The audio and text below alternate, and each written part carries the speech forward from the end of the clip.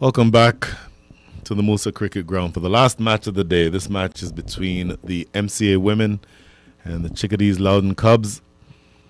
The Chickadees Loudoun Cubs won the toss and elected to bowl. And at the wicket, scoring heavily at the moment for the last two deliveries, she's delivered two boundaries, is Meha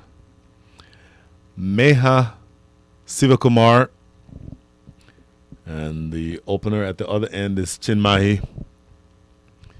The last two deliveries have both gone for four. So with 2 balls left in the first over, the score is 9 without loss. The bowler is Ashwini Shavan. Ashwini Shavan is the captain. And once again, this is Brian Walters joining you from the Musa Stadium in Pearland, Texas. This is clipped in the air to square leg. They'll jog a single, and that's all. In fact, they're looking for a second. Oh, it has to be said, not very alert in the field. And that unfortunately concedes a couple of runs where there really should have only been one. So once again, we're happy to bring you the National Women's Cricket League Houston Open 2023. Really happy to be sponsored by SMK Global. And the ball is down the leg side and it's going to be wide. SMK Global and iStrive Technologies are our main sponsors. And it is because of them why we're able to bring you this action from the lovely Pearland, Texas. Has to be said, the weather has cleared up tremendously in the last hour and a half or so. This is down the leg side and yet another wide. So 2 consecutive wides here. Aubrey Davis is the umpire operating at the close end, the southern end of the ground. That is the Massey Ranch Road end. And then the umpire standing at the Pearland end is Mani Singh. This is on the target. This is exactly where you want to be. So good ball to end things here for Ashwini Chavan. Already 13 runs conceded in the over, though. So we're, again, truncated matches. Because of the fact that we lost so much time today due to the rain, we have scaled back the first match that you just saw, at least the middle match that you just saw was 8 overs. And now this current match has been reduced to 15 overs. We should be able to get the entire match in. Umpires, of course, will be very vigilant about getting these players moving. But assuming that all of that goes to plan, we should be able to play a 15-over match.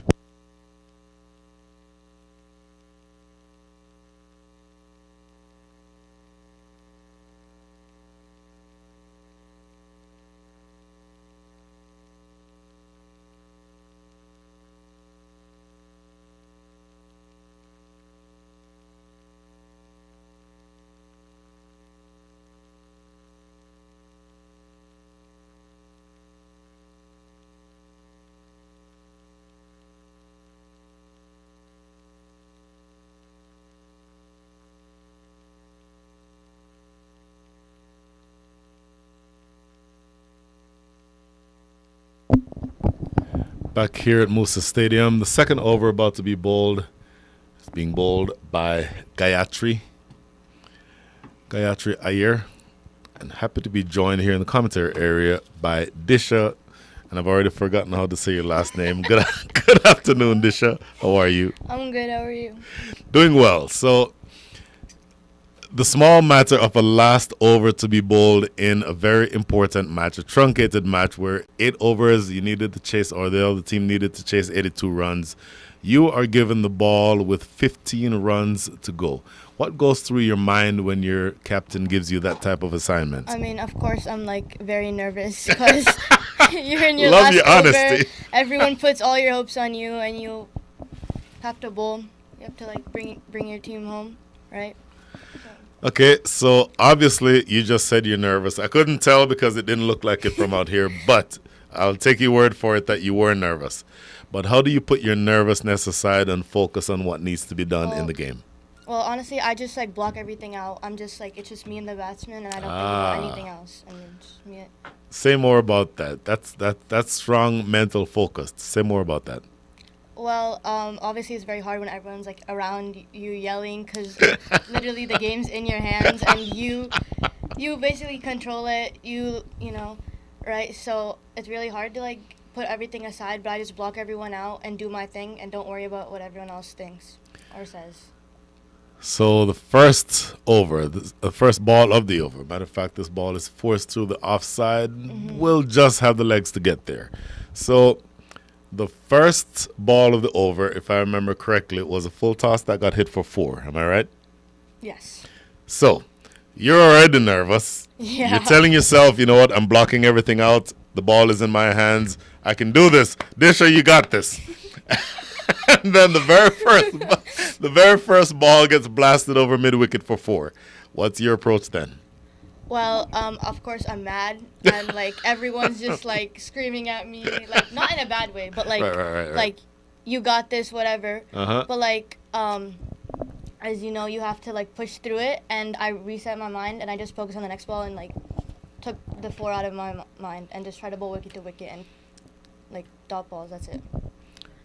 Once again, going from memory, you tossed a couple up, but then the fourth one you pushed through. Yeah, more that was quickly. my quicker one. Yeah. All right. I've been Tell me about practicing that. one. Tell me about that. Talk about that for a Well, little bit. honestly, while I was like mid run up, and I was gonna bowl my slower one, right? Right. Like my normal one, right? Right. And then like I was like, why not just throw my quicker one? I didn't tell my keeper. We have the signal thing, right? Okay. I didn't tell her. I just pushed one through. I didn't realize she would miss it. I just bowled it off stuff, and I was like, oh god, like I'm actually like.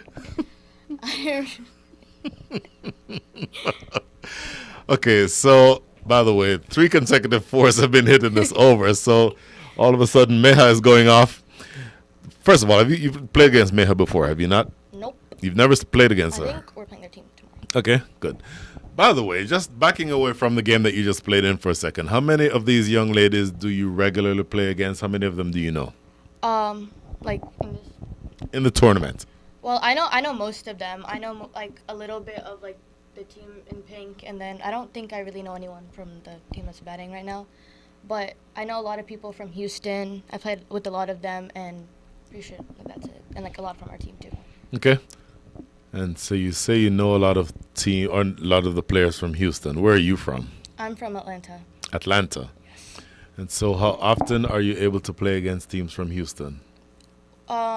Well, like it's normally like during like these months, like maybe like once or twice in like 2 months or something. But I also like a few of the girls from Houston. I play like we have like MLC for like guys, like Okay. boys. So Sure. I play against them as well.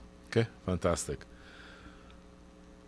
So that is the last ball of the over, punched down to deep mid-wicket for a single. So a relatively expensive over. In fact, I'll ask you. I'm going to ask you to play analyst for a while. So taking it away from your game and looking at this game. First over goes for 13. The second over goes for 15. So you've conceded 28 runs in 2 overs. What are you telling your teammates at this stage? Honestly, like tell them to like maybe switch up the bowling a little, maybe bring like slower pace in, because I don't think they've been doing that. Okay. Like, a quicker bit, and like just like reset and just don't worry about it. Take like everything take everything like out of your mind and just worry about what's coming next, and don't worry about the past, because there's so many, as you can see, there's so many more overs to come, and like you can bring back that game just like how we did in the last few overs. So in the 15-over match, certainly there is less room for error than in a 20-over match, but a little bit more room than your 8-over match that you played in. So how much do you factor in the length of the match when you're looking to sort of craft your strategy? I feel like it's like a lot, because like you play so much different in like an 8-over match than you will 20 overs. You have so much more time to like settle in, and like you have so much more time to bring the game back. While in 8 overs, if you make one wrong mistake or one wrong over, everything goes wrong, and it's so hard to bring that back. Very interesting. Tell me about your cricket in Atlanta. Well, I play for an academy called MLCA, my Major League Cricket Academy, and like we have like a boys team there, so I play on that team with one of my teammates. You play on the boys team. If you don't mind me asking, how old are you? I'm 12 years old. Wait a minute. Hold on. Stop the presses. Everybody, everybody, stop what you're doing. The umpires need to come in because I think I just heard something that I'm going to have trouble believing. Did you just tell me that you're 12 years old? Yes. Are you serious? Yeah. Never in 100 years would I have believed that. You're 12. Yes. All along I'm thinking, okay, you're 19, so you're probably 17, 18. You're 12? Mm-hmm. That is amazing. Absolutely amazing. And it puts what you've done into better context. Because, okay, so, Ranjit, I'm sorry. We're going to have to call this tournament off because I just found out something that I don't know that I believe. She's 12 years old. Yeah. That is insane. I never in 100 years would have thought that she was that young. I was thinking 17, This is 18. why I don't believe in numbers. I told anybody, if coach feels that they're talented, I let them play. I don't go by the numbers. That numbers is- are just numbers. Absolutely insane. Absolutely There insane. are So, about 3 under 13s here, and they all have done extremely well. my I God. can name you right now, but they've all done really well. Wow. Lot of Absolutely stunning. Stunning. So that puts me in a completely different mindset. That's a good looking shot through extra cover. So my mindset now is, what is in the water in Atlanta that produces players like you at your age? I don't know. I So guess just you really you like- started playing, and you say you play with the boys, and Mhm. it's MLCA, right? MLCA, yeah. MLCA. So tell me a little bit about that academy. Well, it's like there's like a bunch of guys. We play like different tournaments with like Houston and a bunch of other like states, of course. And we have like this like it's me and a bunch of my teammates that are on my team right now. We like have like a girls like group there, which is like formed to like produce like more like women's and girls cricket. Sure. Like, expand it more. So like Very, very interesting. So the last ball coming up in the third over. Lofted in the air, deep mid wicket. That's well hit, and it might have just gone for 6. No signal by the fielder. Boy, from our vantage point, that looks like it landed just on the rope. Did you get a look at that? And what do you think? yeah, that was really close. Boy. Well, no signal from the fielder, so we're going to have to take her word for it. So here we see on the replay. This is a good shot, by the way. Chinmahi on the back foot and lofting it to deep mid wicket. And the camera angle not going in that direction, but from where we are, that looks to have just landed on the rope. But we don't have third umpire or anything like that here, so we're just going to have to take the word of the fielder for it. So that's the end of 3. The score is 40 without loss. So MLCA, what is your association, if any, with Atlanta Fire? My brother actually played last season for Atlanta Fire. Who's so- your brother? Danush Kaveri Pakam. I thought that last name sounded familiar. I've seen him play. Very interesting. And so now the fourth over to be bowled by Gayatri Iyer. Is it Ear or Iyer? Iyer, I'm pretty Thank sure. you. So I'm jumping into the deep end in terms of pronunciation here, and I handle most of them okay. A couple of them I have trouble with. So you're in the 12th, or you're 12 years old, which means that you're probably in the 3rd grade. 6th grade. You're like way off. Look, it's been a while since my kids were your age, all right? It's been a while, right? One of my kids is 26 years old. The other is going to be a senior in high school. So it's been a while. So, yes, I'm way off. Fine. I'm way off. I accept that. You're in the... Did I say 3rd grade? Yeah, that was actually pretty You're, like, stupid. really Okay. Okay. That was... Okay. Let's start over. So, yeah, in terms of schooling, you're in the 6th grade, you think? All right, good. Tell me what you're studying. Tell me what you hope to accomplish academically in your life. I mean, well, of course, I want to go to college. I want to like study something, law, I guess, something with that. So you said something, and then landed on law. I don't know, like I like that. I like criminal, like anything like forensic science or something like that. That is a pretty big jump to whatever law. You jumped straight. This is absolutely stunning. So you're obviously very intelligent. The fact that you even suggested law tells me how intelligent you are. What kind of grades do you make in school? A's. Of course you make A's, because why not? So let me ask you this question. First of all, do you play any other sports apart from cricket? Yeah, What else do you play? play tennis. How does playing tennis enhance your cricket or vice versa? To be honest, I don't think it really does. Really? Cause like tennis is like all of like you have this like set like you can't hit outside of like a court. Sure, Cricket's sure. like you can. But I mean, it kind of does. do they not all, or do they not both involve hand-eye coordination? They do. So that does good. And a backhand in tennis is sort of like a reverse Sweep. Two-handed forehand is like a pull over mid-wicket, is it not? I mean, but who plays a two-handed forehand? You can't. How old are... Okay, I forget. play You at just said one- you're 12 years old. You So you play- wouldn't... Have you ever heard the name Jimmy Connors? Oh, my goodness. You know what? You're not going to get any of my references. Trust me, it used to be a thing. Two-handed forehands. Go back, go home and ask your parents. Okay. I'll tell you. Chris Everett Lloyd... You don't know Chris Everett Lloyd either. They are masters at two-handed forehands. Did you just say who plays a two-handed... But like it's weird. Like It is not weird. Yeah, it It's is. the top. Look, it's the top. I almost said scoring shot. It's one of the best shots in tennis. Two-handed forehand right down the line. I played tennis a long time ago, when like I was probably your age when I was playing tennis. But yeah, two-handed forehands are actually very powerful. And as hard as you can hit with one hand, you can hit it harder with two. That's true. The logic sort of makes sense, does it not? Okay, so tennis, cricket, what other activities? I mean, I play a little bit of basketball here and there, but like Basketball. a little bit. Are you a college basketball fan?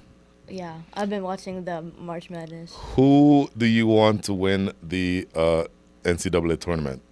Honestly, at first I was like Duke. Well, they're done. So Yeah, so I was like, honestly, I don't know anymore. all right, I'll give you a team to root for. First of all, you are in Houston right now. Yeah. So that's the first step. Secondly, the University of Houston, which is where I went to school, the campus is about 25 miles that way. So if you want a rooting interest, there's your rooting interest No. right there. What do you mean no? No. Who? Okay, who? If not University, and the Final Four is going to be here in Houston. So if you're not rooting for Houston, who are you rooting for? I don't like any other team. This is Duke, and I'm sad now because Duke. And I was mad about Purdue too, because I was like first round. How? So now I'm just next year. Next year. Next year, Duke will get them next year. Interesting. By the way, as far as this game is concerned, we haven't said anything about this game in a long time. Chinmai 12 from 10. Meha 30 from 14. The score is 4-7 without loss. Bowler is Mamata Swami. And bearing in mind, we're into the fifth over. This is the fifth over in progress, and we're playing 15. That's going to be a no ball. Did you know that rule about, signal wide by umpire Aubrey Smith? Should have been a no ball because it bounced Yeah. twice. And when it bounces twice, did you know that rule before today, by the way? Yes, I did. Now, did you know the rule about when the ball lands completely off of the pitch, that it's also no ball? Okay, good. But where is the pitch? You can't even see it. You absolutely can see it. I mean, yeah. If it lands outside of that line, What if look. it touches the line? And like it's like half of it's on it and half of it's off of it. What happens then? Okay, we don't have the technology to say half of it is on it and half of it is off. But if the keeper is diving over here to collect the ball, it's a pretty clear indication, is it not? Yeah. By the way, so umpire Aubrey Davis, I'm sorry. He and I were teammates when I played here. Really? Yes. That's cool. So I was an opening bowler. He was a number 4 bat. And obviously we're both much older now, but we enjoyed playing cricket here in the city, and it's a wonderful, fantastic place to play cricket. By the way, 50 is up. And, okay, so in a 15-over match, how much runs are you looking to score? What do you think would be a decent target to set? Probably like 130, 140. 130, 140. This is whipped away behind square, goes away for 4.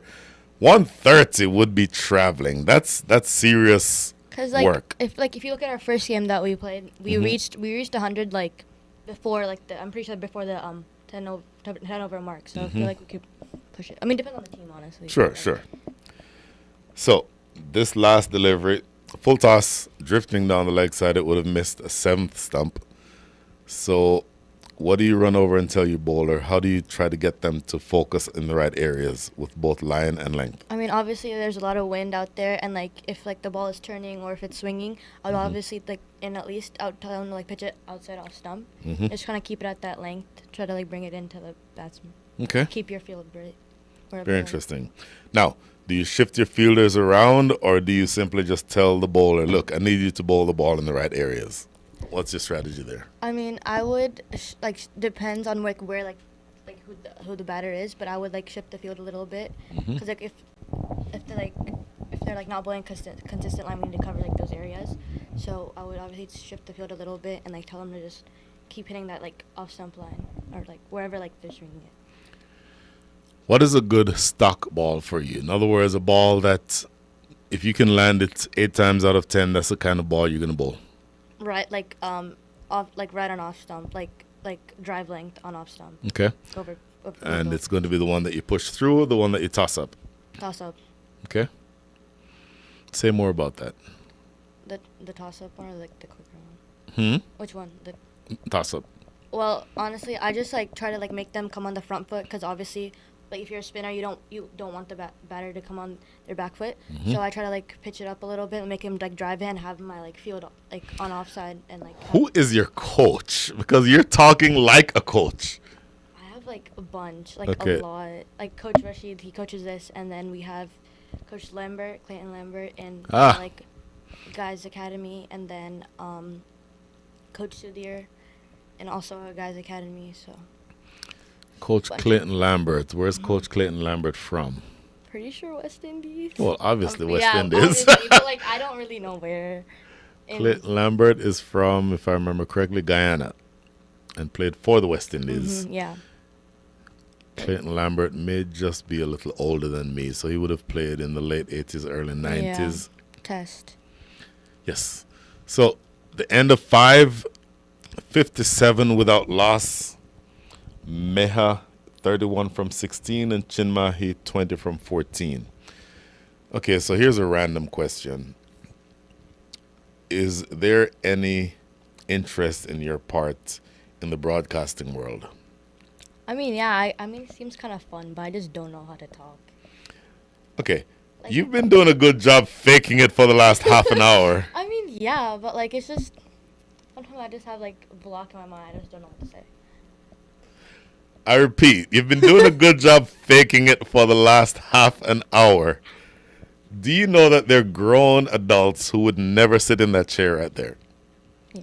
Several playing in this tournament who would never sit in that chair. I mean, but it honestly depends on like what you're talking about. Like obviously it's cricket. I would love to talk about it. Like I'm very passionate about it, and I can Mhm. go on and on and on and on about it. Right? But like if it comes to like I don't know something random, I probably wouldn't. Well, I mean, I asked you in the context of you being a Yeah. cricket commentator, so I would assume I'm not going to ask you in here to talk about, I don't know, the the latest economic collapse and what were the causes for the failure of the bank in San Francisco. I'm not going to ask you that. This is whipped around the corner. This is going to be 4. This over is now being bowled by Nihali, and she's greeted very rudely. First ball sprayed down the leg side, and it runs away for 4. So into the 60s now are the MCA Women. So if we go by your measuring stick, you're at 60 after 5 overs and 1 ball. So you can get easily, I would think, to 160, 150, somewhere in that Yeah. range. Definitely. So if you are the bowling side, what do you need to do to pull things back? What do you need to do to say, hey, look, this is getting out of control. We need to do something different here. I would obviously like look at how the batters are playing, and if they're like playing pace really well, I would bring in my because like, this is like definitely not like a fast pitch. This is very like for slow bowlers. So I would bring in my slow bowlers, and I would change up the field to like protect the areas where like the batters are really hitting, and like tell them to like just bowl like where like bowl that line where like they just keep hitting to the fielders and like not to like not in the gaps and just like. Okay. Now, how much does your strategy change because of the fact that it's a 15 over match versus a 20 over match? A lot, because obviously you have like five less overs, and like that like 5 overs is like a lot. So like if it's like from your batting end, you would obviously have to go like more aggressive towards like your 10th over than like you would in a 20 over game. And if you're bowling, you would have to like cut it, like you would have to like cut like you'd have to like cut your runs, right? Because like you don't have that you don't have time to like bring your game back, and you have to obviously control it from the beginning, and you can't let like one over mess you up, and you have to like keep it together, and it's like one over can like make or break the game. I think after play it today, I'm going to ask Mr. Ranjit Singh for driver's licenses or forms of ID for all of the players. Because I do not believe for a second that you're 12 years old. I'm sorry, I just don't. So you need to tell that lie to somebody else. So 2 balls remaining here in the 6th. Nihali, in fact, 1 ball remaining, my apologies. Nihali none for 7 from her first over, and that's a good piece of fielding at short mid-wicket. So that's a dot ball to close things out in the 6th. The end of 6, the score is 6-4 without loss. So back to you, Disha. Tell me about the cricket scene in Atlanta. What I'm looking to find out is there any opportunity to play cricket in the schools? In other words, is there any initiative to teach cricket to kids beyond kids who play in academies? Well, of course, in middle school, we like my school at least, or like in a few other middle schools, we have like cricket team, like a club.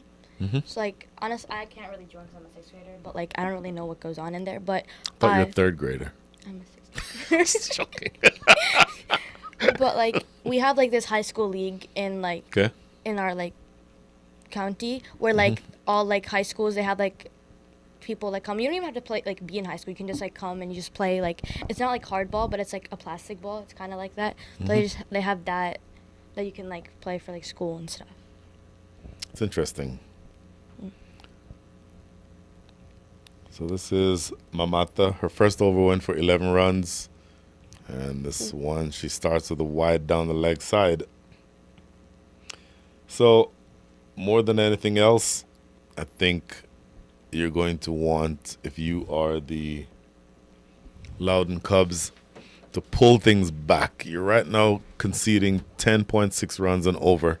In fact, after that wide to start the over, you're now conceding 10.83 runs and over. And this is lofted in the air. Oh, just one bounce, maybe 1 foot in front of the ropes at deep mid-wicket.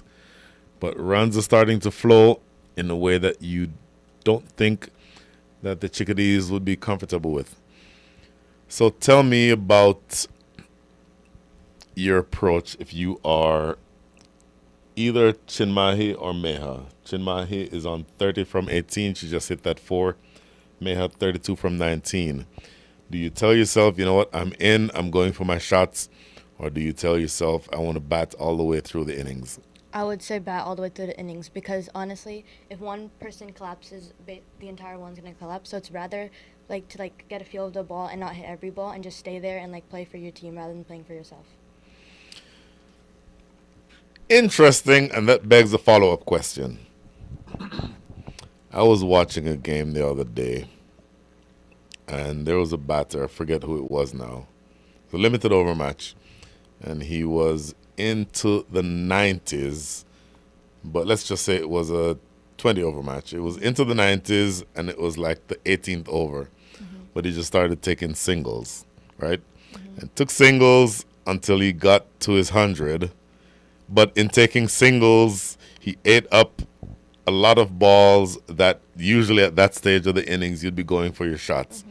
So how difficult is it to block out any potential landmark that you could make for yourself and do exactly what you just said, which is play for the team. Because I feel like, honestly, if you come out of the ground and you say you got 100 and you're proud of it, but your team lost, how would you feel? Like, you wouldn't feel good about that. Just like you would be proud that you got 100, but it also be like you let your team down and you were selfish, that because you just thought of yourself and you didn't think of everybody else that is on your team and that wanted to win.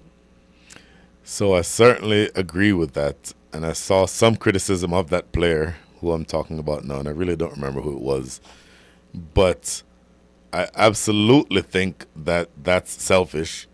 I think getting caught on the boundary in the 18th over for 95 is better than poking the ball around and taking singles until you get through the 19th into the 20th over with 100 against your name, only having taken singles.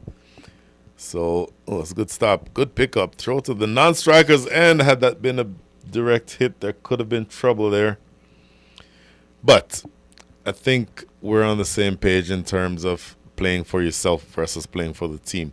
How difficult is it to convince your teammates of that? Because teammates like to see a 50 against their name, or maybe in some cases 100 against their name. Well, honestly, I feel like you have to always cheer them on, and yes, a 50 or 100 can be exciting, but you always have to Gone. Lofted straight to the covers. I'll get back to that point in a minute. That was well struck, but it was right to that fielder on the cover, on the 30-yard circle at cover, and it got to her waist height, and she put away a pretty straightforward catch. So the first wicket goes down. That is Meha dismissed at the end of the 7th over for a well-played 32, but she's done with the bat, and that is the end of 7. The score is 70 for 1. No, go back to what you're saying.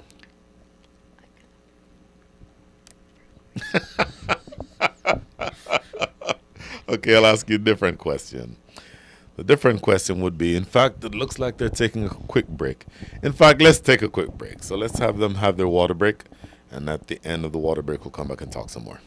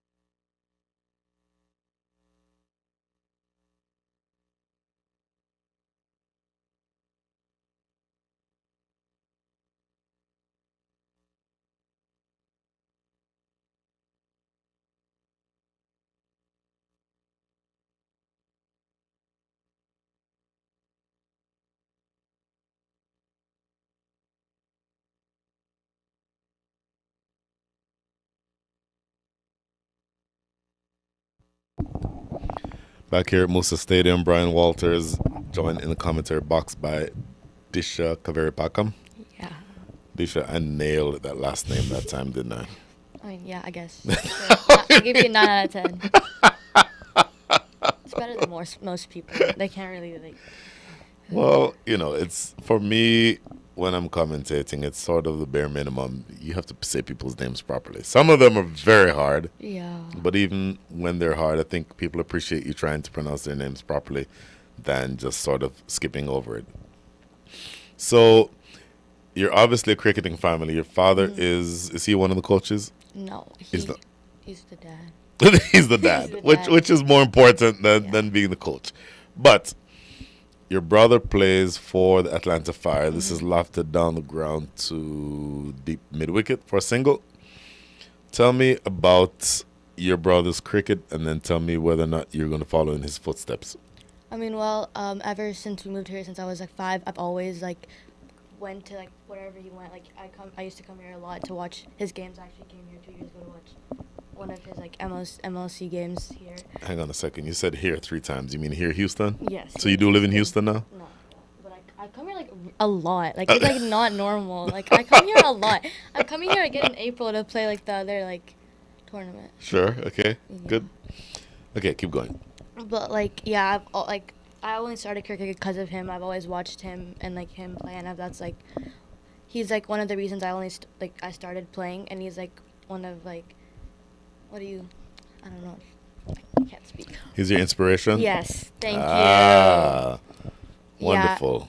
Yeah. And obviously, I do want to follow in his footsteps. I want to like play there, and I want to like play like under 19.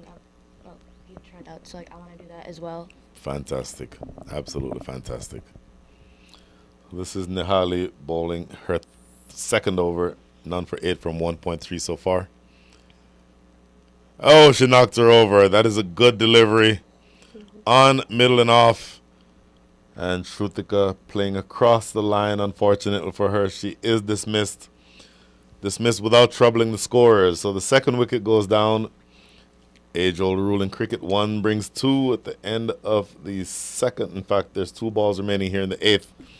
But this partnership ends with Shrutika being dismissed. The score is now 7-1 for 2. What did you see there?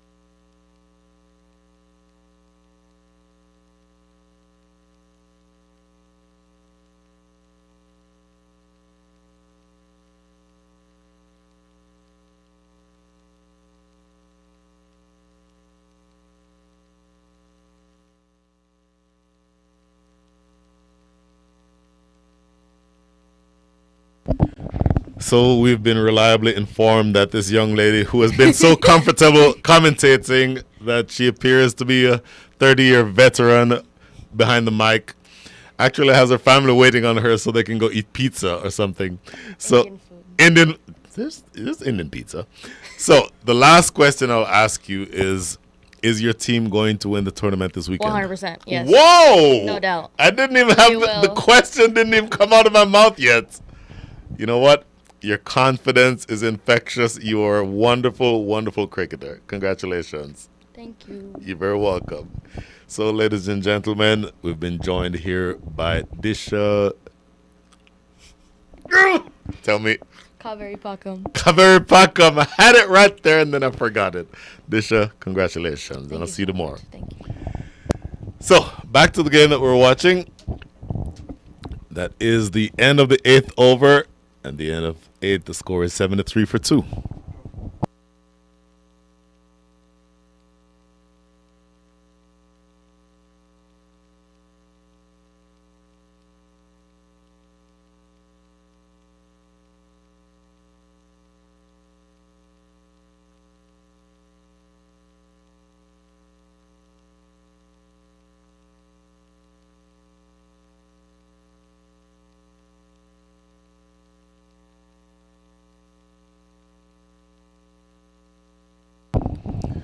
$78 for 2, and at the wicket is Chinmahi, 33 from 24. She's joined by her captain, Snigdha Paul. Faced 1 delivery and scored 1 run. Mamata with the ball in hand is about to start her 3rd over. 1 wicket for 17 from her 2 overs so far.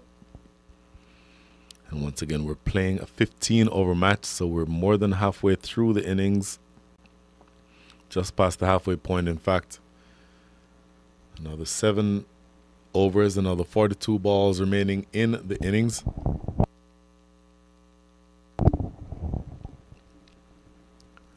tossed up delivery and it's lofted down the ground, catchable. Oh, not able to get to it, but she prevents it from going for a boundary. Running across from long off is that fielder. That appears to be Gayatri Iyer. And comes across and in fact is now being switched from long off. Being brought into the circle at mid-on. So Izzy Slade Jones is who has been placed back on the boundary.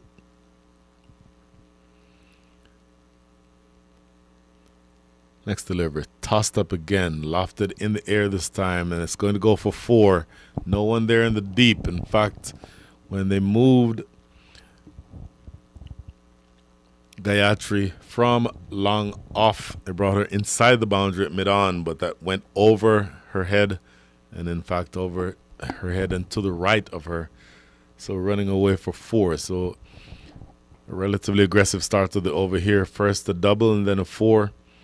Chinmahi moving on to 39 from 26, striking it at the rate of 150. Next delivery. Going in the same direction, stays in the air for a long time, but not going to go for 4. Should get a couple easily here, though. So 3 deliveries, and we're already at 8 runs.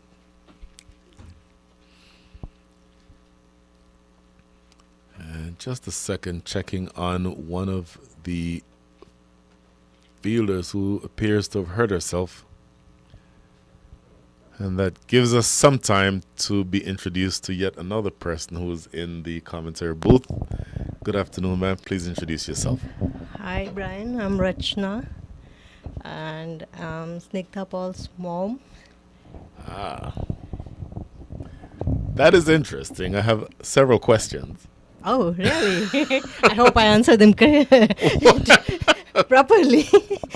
Well, from the perspective of being a sports parent, Yeah. first of all, how difficult is it to see your own daughter play? It's not difficult seeing, but there are other things attached to a sports person.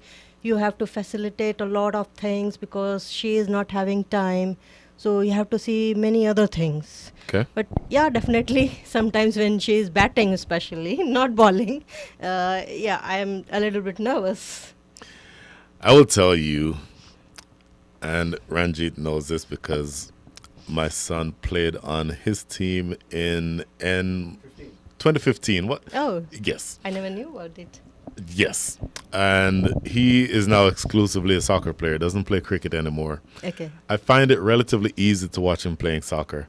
Yeah. It is so difficult to watch him play cricket, particularly if he's batting. Yeah, because your emotions are attached to it, maybe. I mean, part of it is that your emotions are attached to it. For me, the other part of it is if you're playing a genuine team sport. What I mean by that is soccer is on every play, there's multiple players involved on your team. So you're passing the ball here or there, or you're crossing it across the middle for your teammate to get a header. Yeah. In cricket, it's a series of one-on-one battles. You are correct. It's a team game, but the entire game is the batter versus the bowler.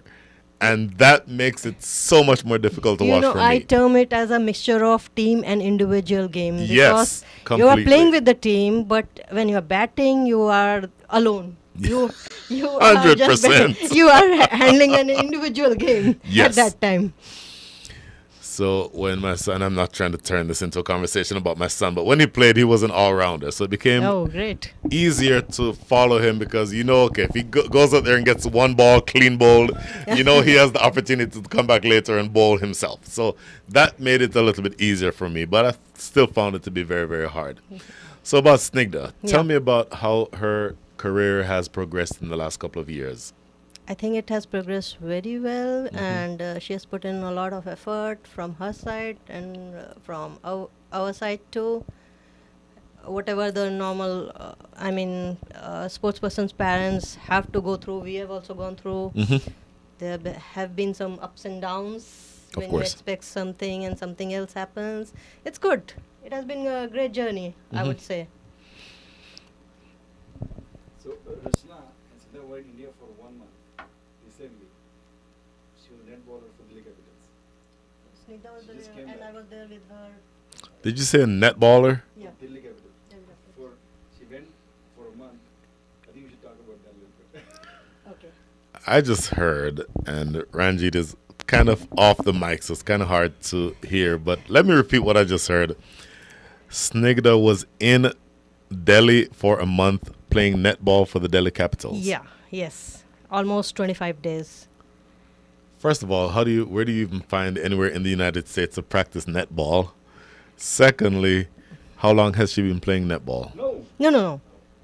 in the WPL. Mm-hmm. WPL in India. WPL Women's Premier League that is happening. Oh, you So said. Delhi Capitals cricket team, she was taken as the net baller. So whenever they Oh, used to net practice, bowler. I Yeah. thought you were saying netball, like Okay, basketball. okay, I understand. Okay, got it. Okay, different, but still the Delhi Capitals. Yeah. So she's called in as a net bowler for the Delhi Yeah, Capitals. yeah. Tell me about that. What's that Oh, like? it was a good experience. She was bowling to some of the greats like Meg Lanning, then Wow. other players, Indian players, then the foreign players. It was a good experience. So how do you come across that opportunity? How did she get on their radar? Our academy there, we have an academy, Mustangs Cricket Academy. They approached us, so they said What's the name of the academy? Mustangs Cricket Academy. Mustangs Cricket Academy. Okay, you couldn't see, but I am a commentator and an umpire because I just gave that one out. This is a sort of a fortuitous wicket because she was looking to sweep that behind square, and on the backswing, the ball looped up off of her bat to give the keeper the easiest of catches that she'll ever take, and that is the third wicket that goes down. So, tell us about the academy and then talk. So they approached us. So they said we are going to see if they select. So they told us that yeah, she can go. So then there was a question of missing school and all that. So that was sorted out. Then I went with her, stayed in Mumbai, and then she used to, whenever they used to have practice in D.Y. Patil Stadium, we used to go there. She used to bowl to their team. So it was a very, learning, bowling to these great people. Absolutely fantastic. And her experience in that environment does nothing but help her here, would you not say? Yeah, it helps, definitely. In every way, it will, though she was a net bowler, but it will show you in case of batting also. So bowling, she was a confident bowler, but when you bowl to such people, your confidence grows that, okay, maybe if I bowl like this, my people might hit me, or I should do this. There's always a learning. Of course. So speaking of hitting, this is a free hit, tossed up delivery, lofted down the ground, just a couple of bounces down to long on. So is she a better bowler or a batter, would you say? It depends on the day. Okay. Yeah, I think I would rate her as a very good batter also and bowler. It depends on the day. Maybe she will bowl better on that day, or maybe it's her batting day. Sure. So, but she loves batting. I know that. Most of us do. Yeah. Did you ever play yourself? Not really. For fun part only, my husband used to play. Okay. So he played. Where did you play? Here, no. Me? Serious. Dipanjan. No, not Dipanjan. I'm talking about myself. So he used to play for school, and then he has played that. What's the name of the trophy? I'm forgetting. So Ranji? if I remember that, I'll tell you. Ranji Trophy? No, not Ranji Jaffe. Okay. That CK Naidu. Okay, so that I've never heard of. So and he used to play for his college and all, Okay. but his parents didn't allow him to move for further. Sure. So he stopped playing. So I think those genes passed on to Snigdha. Of course. So, net bowler, and then progressed. Oh, obviously, you have to be a bowler of some repute to get on the radar of the Delhi Capitals. but also tell me about what her long-term goal is with regard to cricket. Yeah, she wants to take it as a profession. Mm-hmm. She's totally into cricket. Wonderful. So, how if you all live? Remind me where you live again. I live in Dallas. Dallas. Okay. And she's been around for a while. I've seen her play a number of times, but I don't know that I've seen her in the last year. It may have been in Maryland last year, I think. Maryland? Maryland? Unfortunately, she could not go to some of these domestic, this type of events like NWCL. So, but she has been playing cricket consistently locally. She plays for the adult team with men over there, Dallas team. Really? So, Tell me about that. what do you want to know? Tell me. Well, the fact that she plays for a Yeah, men's team in and of itself is a wonderful thing. In adult, she gets she bowls really beautifully. She bowling to these men. Sometimes she gets batting also, so she's doing great. But she has been keeping busy, so unfortunately she could not be there for most of the games last year because she has been out of US, I think, almost for 4 months in the last year. Okay. So she missed their games. They're looking forward to getting her back. Sure. So going back to what you said about the Delhi Capitals, so it was difficult. What was the conversation like with her school where you said, look, she has an opportunity that she needs to take advantage of. She'll be gone for 3 weeks. Yeah, difficult was in that? that case, USA Cricket helped us. They provided a letter, so I'm very grateful to her school, Lebanon Trail High School. They gave her excuse absence, otherwise it would not be possible Sure. without that. So I would give them a thumbs up for cooperating in this manner because some of the schools don't give excuse absence. So she has been getting that. So we got Fantastic. this, so then only we could go ahead with that Mm-hmm. India tour. That is fantastic.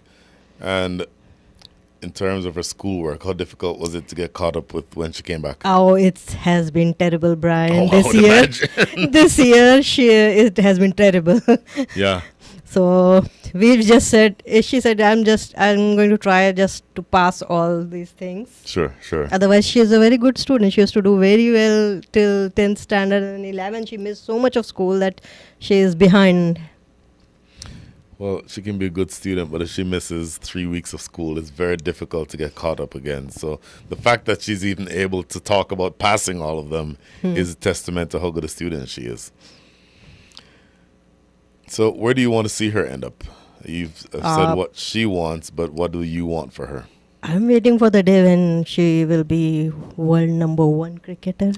Wow. I think the day it happens, all her efforts will be proven right. Sure. World's #1 cricketer. You went all the way to worlds, huh? Didn't Yes, stop at US. definitely. No. Absolutely love it. I love the confidence. And realistically, how far do you think she is away from being the world's #1 cricketer? Well, that's a little bit difficult question because we need more of cricket in US and going out and playing. So that's difficult for me to answer. I really don't know myself. But if she continues the hard work she's doing, I'm sure one day she will be. That is so wonderful to know and very inspirational too. Thank you. Final question for me. Yeah, sure. If you have the choice Mm-hmm. between her being a professional cricketer and seeing overall cricket develop in the US to the point that you can have a women's cricket league. I guess it's not an either or, it's not a choice. How important is it, A, for her to be a professional cricketer, and then B, for that to happen here in the US? It is difficult, but the way cricket is progressing, I am hopeful in the years to come. So let's keep our fingers crossed and hope that things get better and better, and I think it will happen here. I remain an eternal optimist. Every once in a while, you see, it's the analogy I always use is if I'm driving from here to Dallas, Yeah. it's not always a straight north line. Yeah. Every once in a while, the Yeah, yeah. highway will go like this. It will go like Curves, this. and some roads might be broken Yeah. up. Then you might see an accident in the way. There might That things will happen. Yes, there might be a coyote in the middle of the road at one Yeah, stop. yeah, yeah. Another time, an 18-wheeler But you might just be keep blocking driving. the road. That's it. You keep driving. You keep driving. Well, listen, absolutely wonderful talking to you, and the best of luck to both you and Thank to you. Snigdha. Thank you, Brian. And everything that you've done for her and what your husband has done for her, I think is putting her on the path to be as successful as she can be. Thank you so much for You're having very, very me. welcome. Wonderful. So back to the game that we're covering. The score is 105-3 after 10.4. As a reminder, we're playing a truncated match. This is going to be a 15 over match. So one ball remaining. Oh, this is lofted in the air, deep square leg, and goes all the way. Let's see.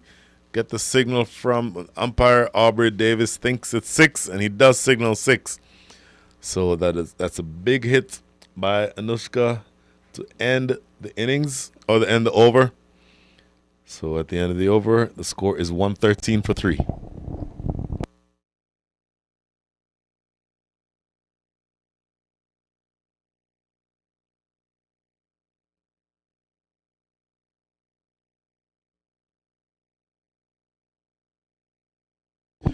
So just a quick recap of where we are.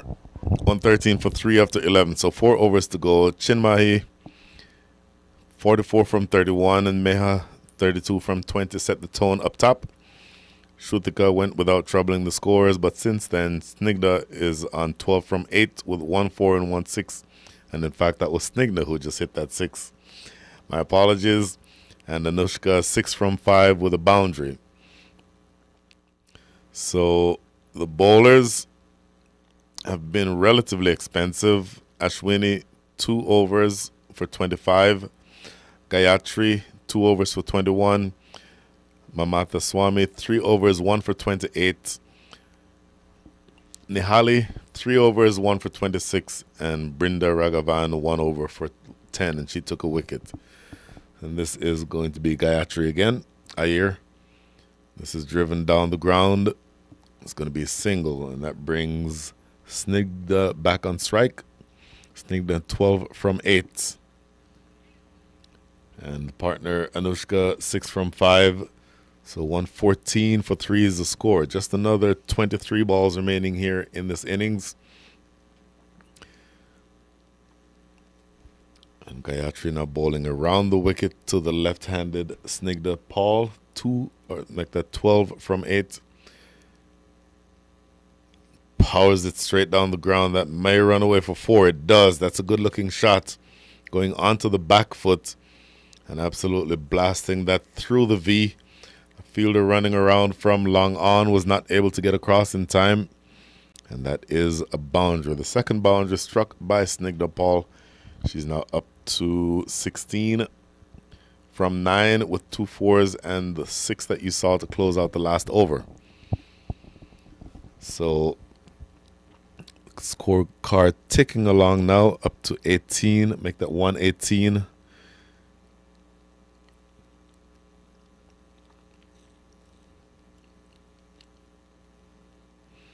Snigdha Paul, of course, the captain of the MCA Women.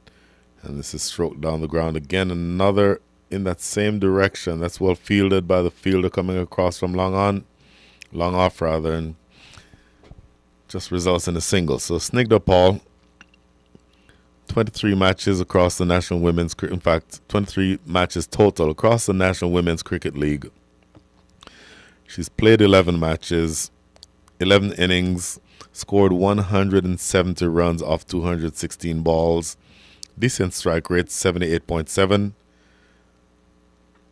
And her high score is 71. So certainly more than capable with the bat. And just a bit of a delay here while the keeper, I think they're changing keepers. 119-3 with 3 balls remaining here in the third over, being bowled by Gayatri Iyer.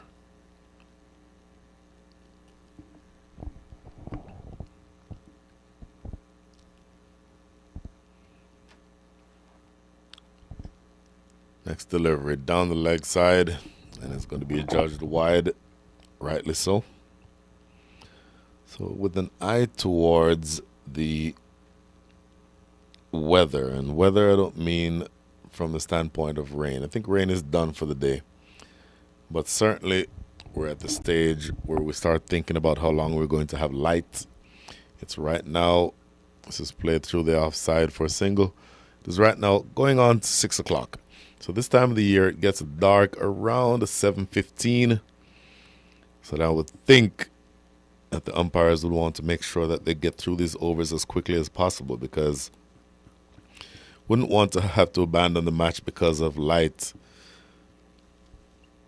And in fact, as of right now, with just 2 balls remaining here in the 12th over, this innings rather will be lasting at least another 20 or so minutes. So these are precious hours of time that are going by.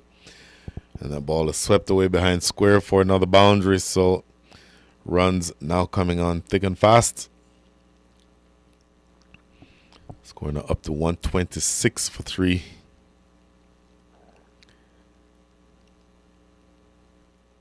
With 1 ball remaining here in the 12th.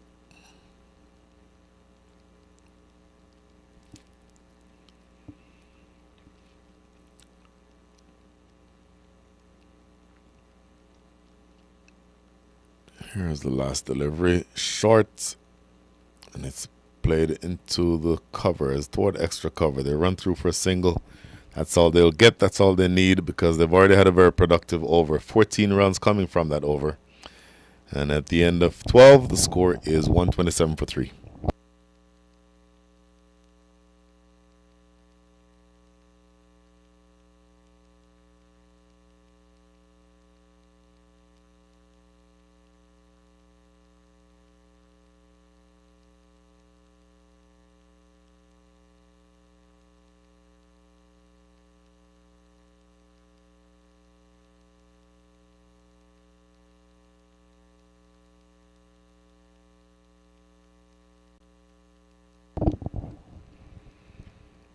So 127 for 3. We're at the back end of this innings. First innings in a match scheduled for 15 overs.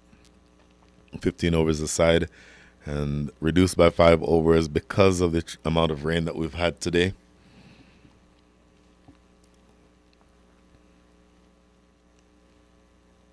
This is Brenda with the ball in her hand. She's bowled 1 over so far for 10 runs and taken 1 wicket. So good bowling from her so far. Tossed up and played off the back foot. Wave and a miss outside off stump, and it goes through to the keeper for no run.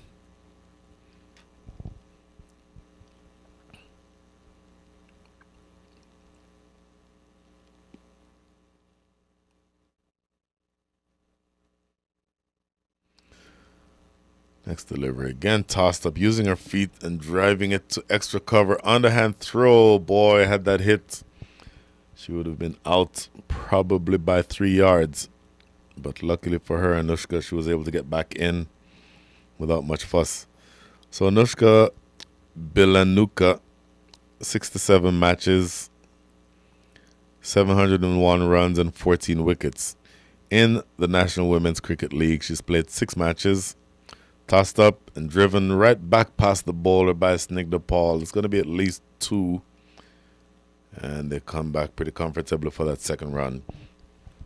6 matches, 4 innings, 2 not out, 42 runs off 66 balls with an average of 21, and a strike rate of 63.64.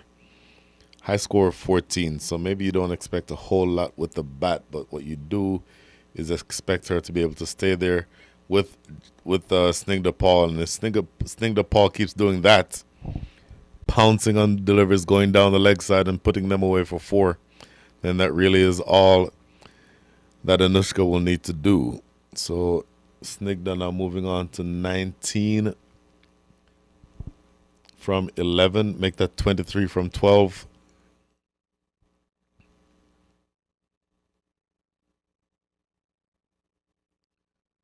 Next delivery now, she's going to have to find that right line. That line needs to be on off stump or outside off stump from over the wicket. Tossed up. And she goes big over mid wicket. Those are free runs, a full toss.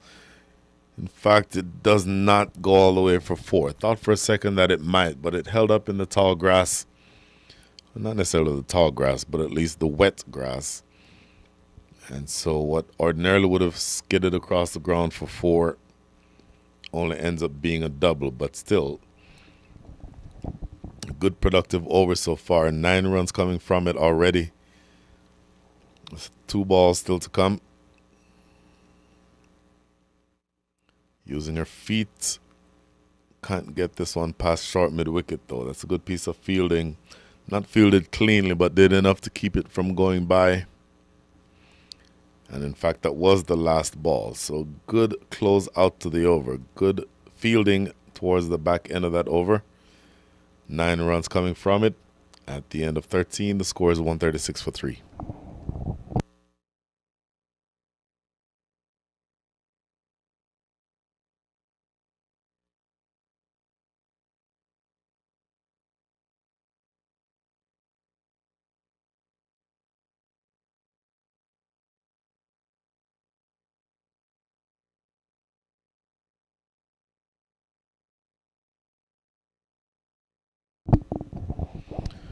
$136 for 3. Brenda, 1 for 19 from 2 overs. And this is going to be a new bowler. Good delivery. Played into the extra cover area for no run.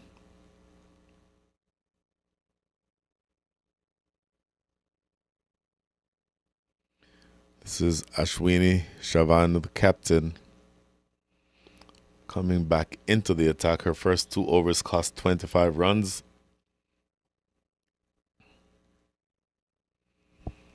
Bowling now to Anushka.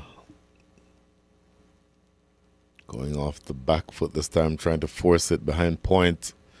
Not able to make contact. So 2 dot balls to start this, the penultimate over of the innings. It's a good start by the captain, Ashwini.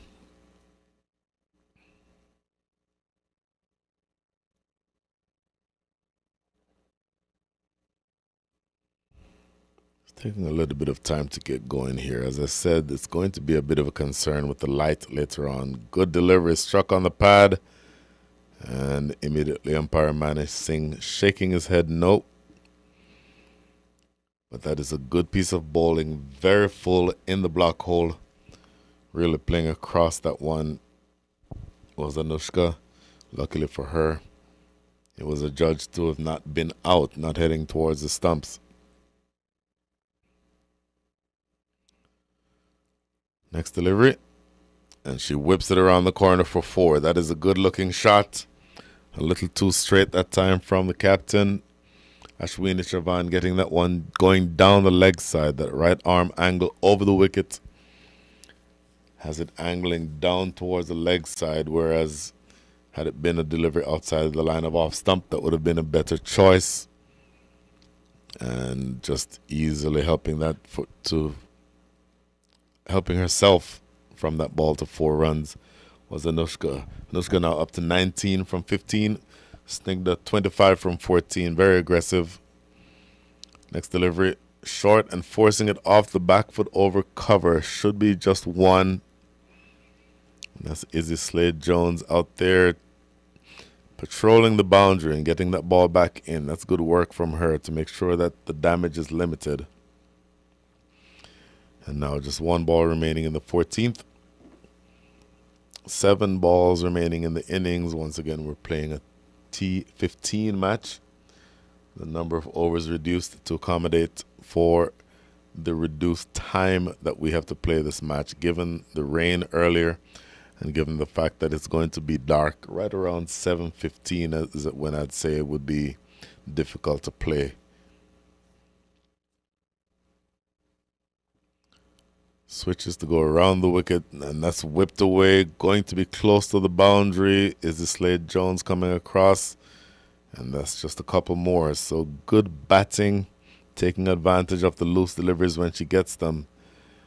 is Snig Nepal, and that one goes not to the boundary, but still a relatively productive over. 7 runs coming from it.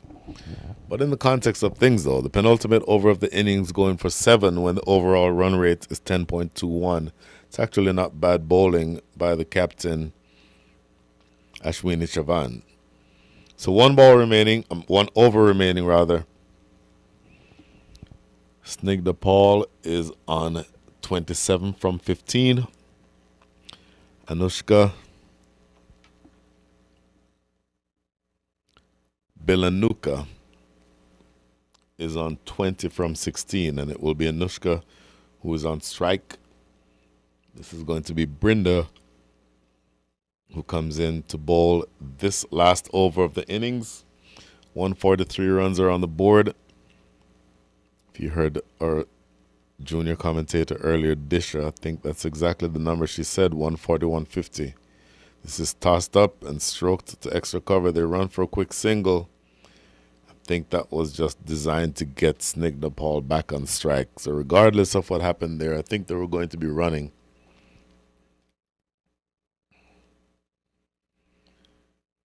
And now with Snigdha Paul on strike, look for her to pepper that boundary on the leg side. It's one of her favorite scoring areas. And she drives this one straight down the ground. They'll get 1. That should be the only thing that they'll get. Good fielding. And has to also be said, good bowling. That ball is right in the block hole, not allowing Snigdha the opportunity to get under that delivery. So she was not able to loft it in her favorite scoring areas as she ordinarily would. So just 4 balls remaining in the innings now. Overall run rate is 10.12. This next delivery, tossed up, forces it off the back foot throw coming into the keeper's end, direct hit. And not interested. Just shaking the head is Mani Singh at square leg. Boy, that's a good accurate throw coming in from the covers though. Has to be said. So good cricket all around. Committed for to the single. And they immediately go for that single. And a good piece of cricket in terms of picking up and throwing to the stumps. But the fact that she slid her bats, Snigdha Paul, made it possible for her to continue batting. 3 delivers remaining in the innings. Driven straight down the ground again. This is a low full toss. 4 balls and 4 singles. So this is really good bowling here by Brinda Raghavan.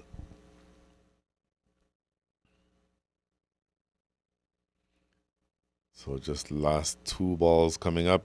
About to bowl now to Anushka, 22 from 18.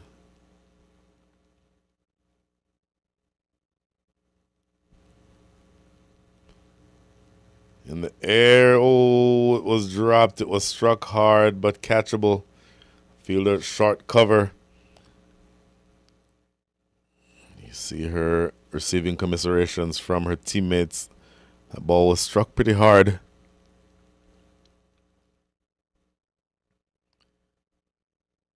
And here is the last ball of the innings. Stroke down the ground, excellent bowling. In fact, she tried to strike it down the ground. It just trickles off a thick inside edge, runs to square leg, and that is all that they get. What a good over. Good last 2 overs. This last over only going for 6 runs. And the last over, or the penultimate over, bowled by the captain Ashwini, going for 7 runs. So to get 13 runs, concede 13 runs in the last 2 overs, that is excellent, excellent bowling. So that is the end of the innings. 149 on the board. And at the end of the innings, to think the happier of the 2 teams right now would be the MCA Women, but they have to come out and defend these runs.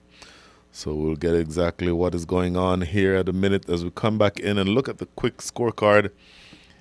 Chinmahi 44, Meha 32, Snigdha Paul 30, not out from 18, 3 4s and a 6, and Anushka Bilanuka 23 from 19. The bowling Wickets were shared, one each by Mamata Swami, Nehali Nyogi, and Brinda Raghavan. And the other two bowlers, relatively expensive, Ashwini Chavan, 3 overs, none for 32, and Gayatri Iyer, 3 overs, none for 35. So, short break, and we'll be coming back for the chase very shortly. Just stay where you are. We will be back.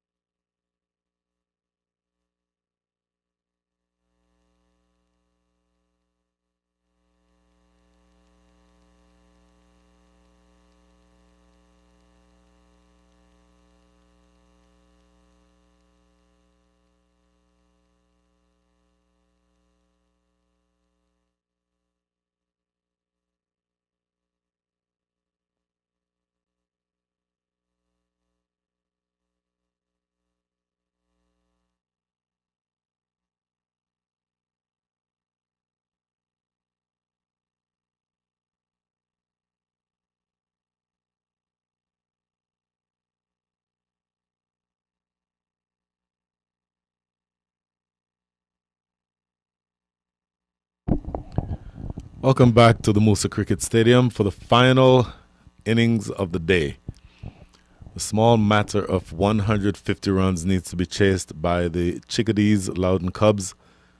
The MCA Women, after having put up 149 runs, will be looking to restrict the scoring of this opening pair. Izzy Slade-Jones, and we'll get the name of the second opener as soon as it becomes available. And operating with the ball in hand, coming from the Massey Ranch Road end, is going to be Aditi Praveen Kumar. So another 150 runs needed. Izzy Slade-Jones taking first strike, I believe, and we'll get the name of that second opener as soon as we can get it. Umpires at this stage are going to be in a race against time because it is now 6:17, so I'm going to estimate that it will be dark in exactly an hour. So the umpires have to make sure that they force the issue to have these bowlers and the fielding side get through the overs as quickly as possible. 15 overs in an hour is possible, but it's very tight, and they'll be up against it in terms of being able to operate within the allowable hours for sunlight. Now, there's a bit of a delay. Don't know whether or not that has to do with the fact that the scorecard has not yet updated, but every minute is going to be very precious at the back end of this inning. So this is going to be something that has to be addressed as soon as possible, because just again, 150 runs needed, but they need to make sure that they get these overs through. Good ball to start with, left arm over the wicket and slanting that one across the left-handed Izzy Slade, or the right-handed Izzy Slade-Jones. So the first ball is underway, and we're looking to make sure that we get through these overs as quickly as possible, as I mentioned. So if you are the Chickadees, you want to score the runs as quickly as possible. If you are the MCA Women, you want to get through your overs as quickly as possible. You don't want to run out of time at the back end of this match. Outside off, and the one thing that will delay this innings is if there are a bunch of extras being bowled.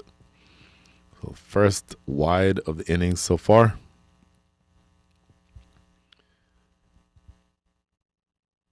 So once again, the scoreboard just now being updated. That is Izzy Slade-Jones on strike. 1 run is on the board.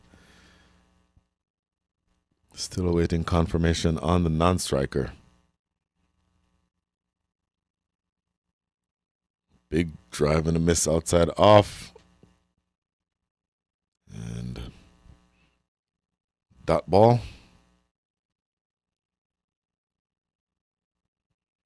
Left arm angle bowling over the wicket, I think, is easily the preferred angle. And the angle that's created with that ball going across and having beaten the outside edge a couple of times, the slip fielder is now in position. Now this one is just well too wide. And watch, there's umpire Aubrey Davis signaling a wide ball. A number of those so far in this match. 2 runs that have been scored so far have been scored via the wide ball route. Nothing yet off the bat, but another 148 runs to get. And those 148 runs need to be scored in 88 balls or fewer. Aditi Praveen Kumar again, left arm seamer. Bowling over the wicket, and again a slip fielder in position. This is a good ball, and again beating the outside edge once again, but it gets through the keeper, and they'll get something close to 2 byes, just 1 bye actually. There's a signal by umpire Aubrey Davis. So still no runs yet off the bat. 3 runs are on the board, but they've all been extras. And here is the information for the second batter. It is going to be Mitali Patwardhan.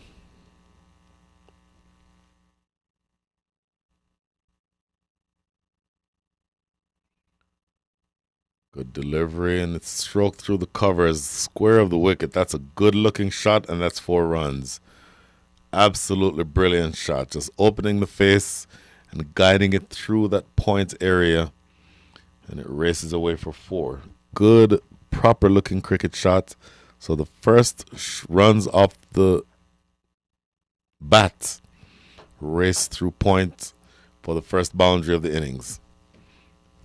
2 balls remaining. Once again, the score is 7 without loss. We're chasing 143 more runs and need a total of 150 for victory. Do the Chickadees, Loudoun Cubs, MCA Women are going to be asked to pull back what I think has been a relatively ragged start so far. A number of extras, and this is a much better delivery. That's where she wants to be, on that off-stump line, just short of driving length. And it is defended into the offside for no run.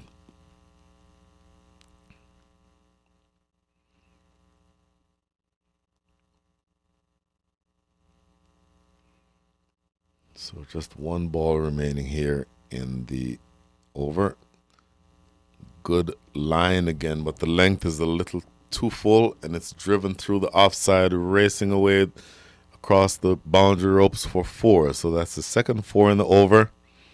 A very productive over for the Chickadees Loudoun Cubs. After 1 over, the score is 11 without loss.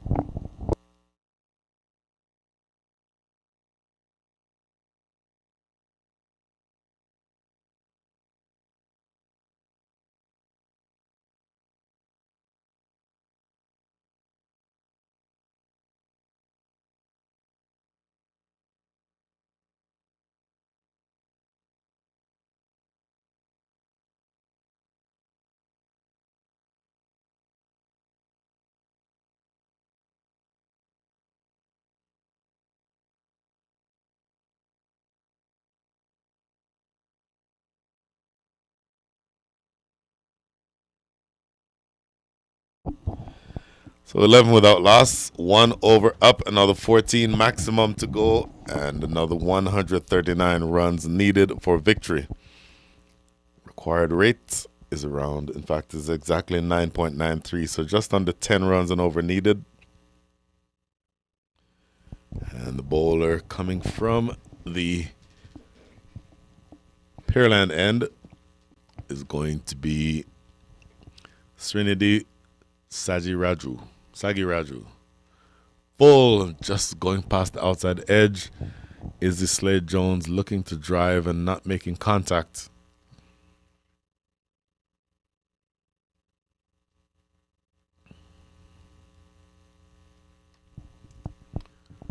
So Srinidhi Sagiraju with that her first over. Right arm bowling over the wicket. Not a lot of experience as that ball is wide outside off. Not a lot of experience in the National Women's Cricket League. Only played 1 match. Did not take any wickets. Did not score any runs. But, in fact, that's her batting figures. Bowling, it's about the same. Nothing shows for either batting or bowling. So relatively new. But if she's given the ball to open or to share the new ball, then that speaks to what I think is at least some talent with the ball. First couple of deliveries, though, have been too far outside off stump, and they've both been adjudged to be wide, so she's going to have to get that line a little bit closer. Want that ball on that off stump line.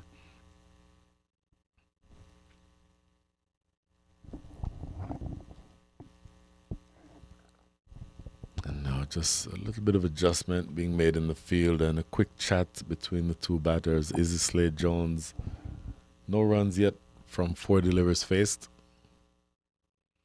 And again, looking to guide that one behind point, but once again, another wide. So you don't have a lot of runs to play. Actually, you have a certain amount of runs to play with. 150 is a pretty stiff target, but you need to be able to chase them in probably right now about 50 minutes because, as I said, the sun is going to start going down right around 7:15. This is stroke to short extra cover for no run.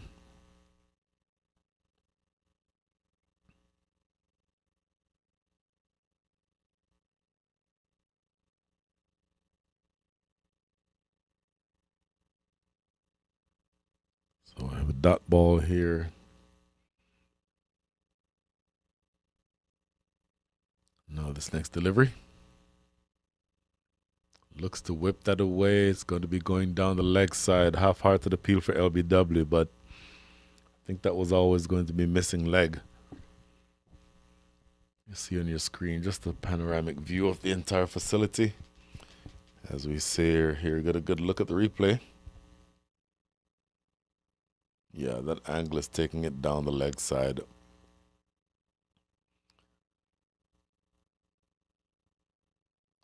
Next delivery.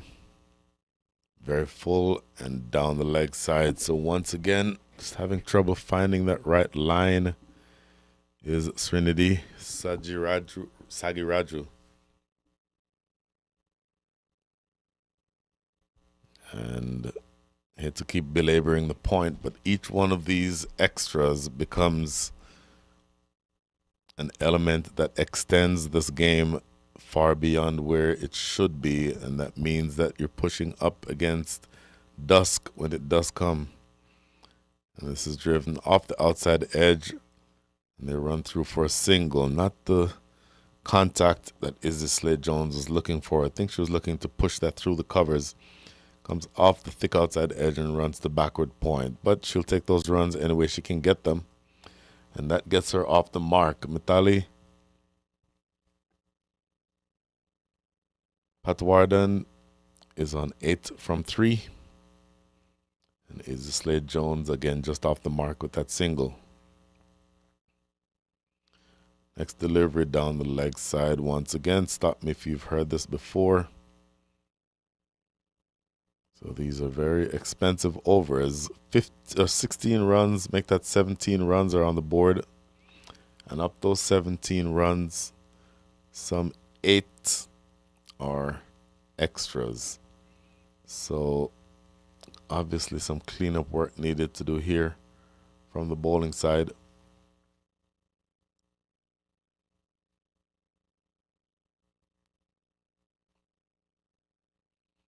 Next delivery, played back down the wicket for no run.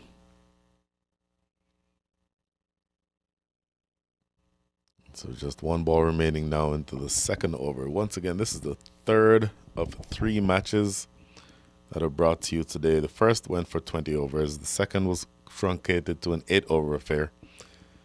And this third match, we're now into the second over. 2 overs are done. That is the end of the over. At the end of 2, the score is 17 without loss.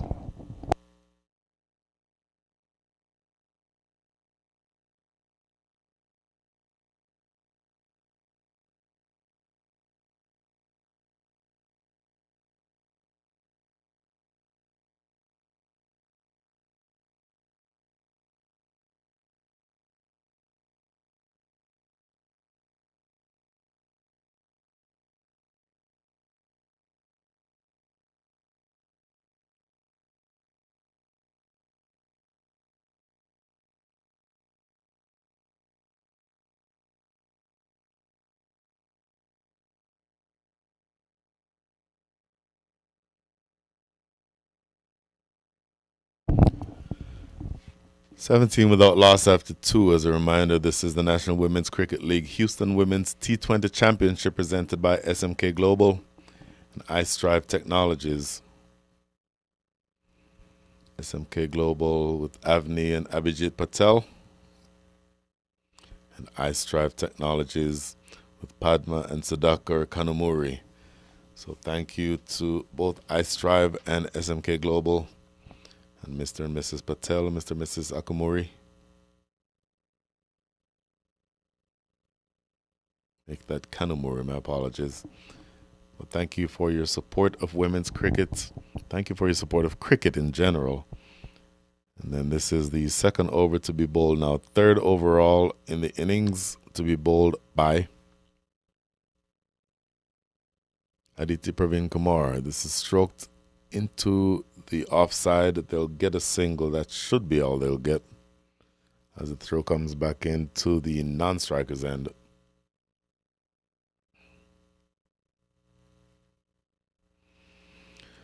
So they're needing to score now at the rate of 10.29 and over. So I would suspect that you'll see them being a little bit more aggressive. Once again, not only are they chasing a pretty stiff target, but they're going up against the sun. The sun should be disappearing behind the horizon somewhere around. In fact, I can tell you an exact time if I go by. If I trust what my weather app says, predicts that the sunset will be around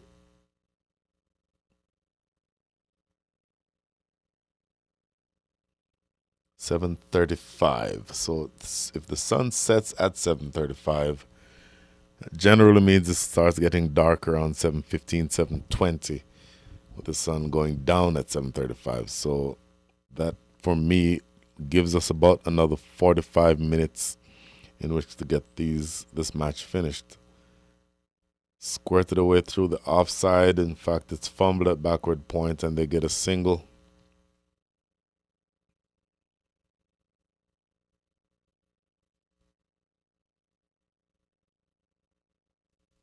So Izzy Slade Jones is on 2 from 8. She's now on strike.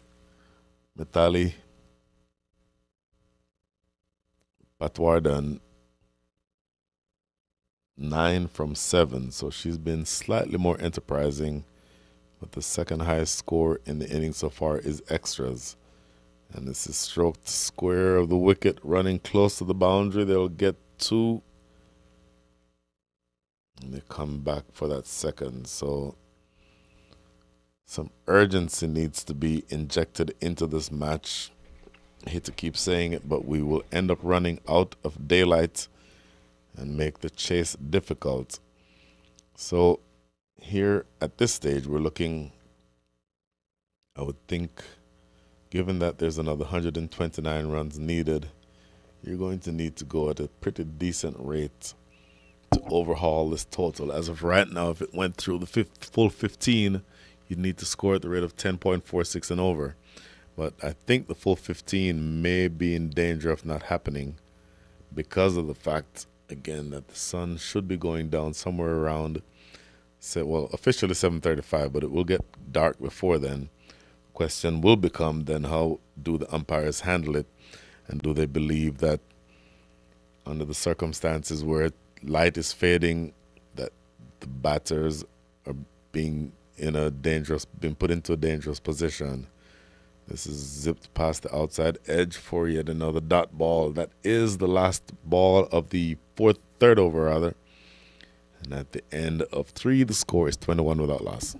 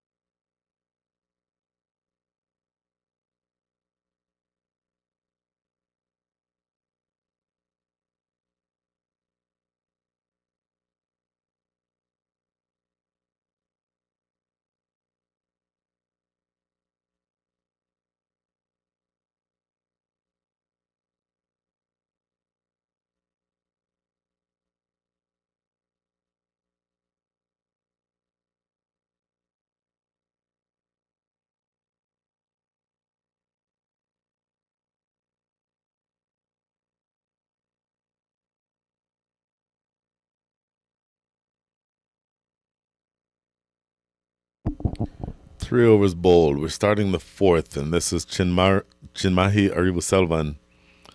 First delivery rather, is well outside the line of off stump and adjudged wide by umpire Mani Singh.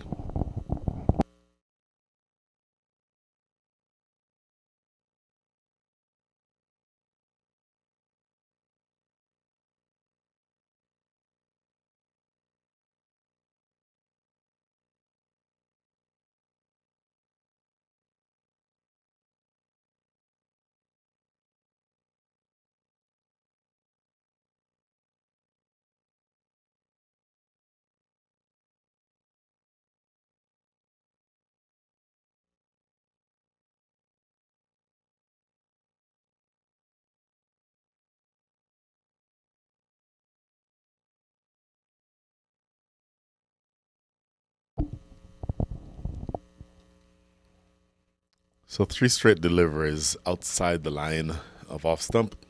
2 of them have been adjudged wide by Chinmahi.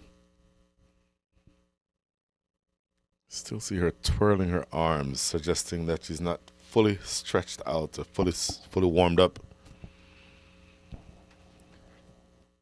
And it's going to be up to her to get this ball on the stumps. Have them play you from the stumps. Next delivery. That's more where she needs to be. Just a wave and a miss outside off stump. There's a slip fielder in position.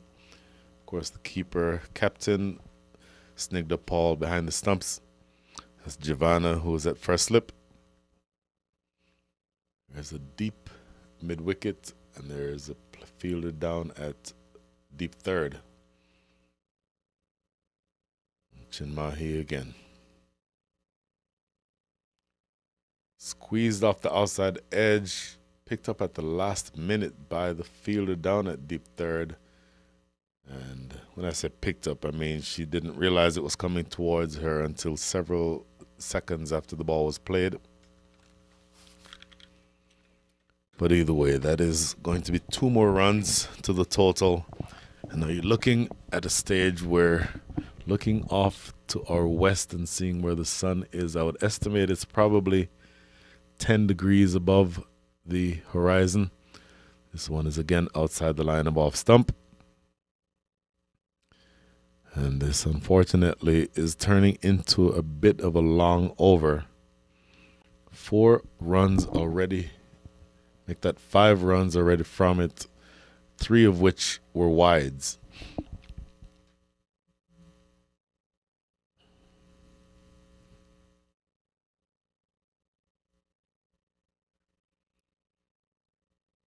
Next delivery. Once again, another wide. Boy.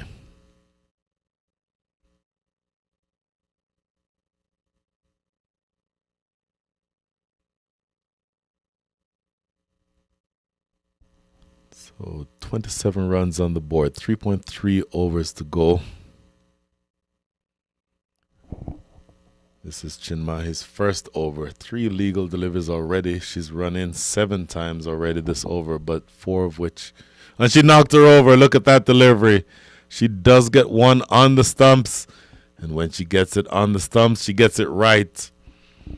And I'll tell you, that one was being played down the leg side by Mitali Patwardhan. You see here on the replay, looking to play this one. I've said this a number of times already today. These batters sometimes commit the sin of playing across straight balls. Right there, and she moves too far across, actually trying to glance that one. She's trying to play that behind square.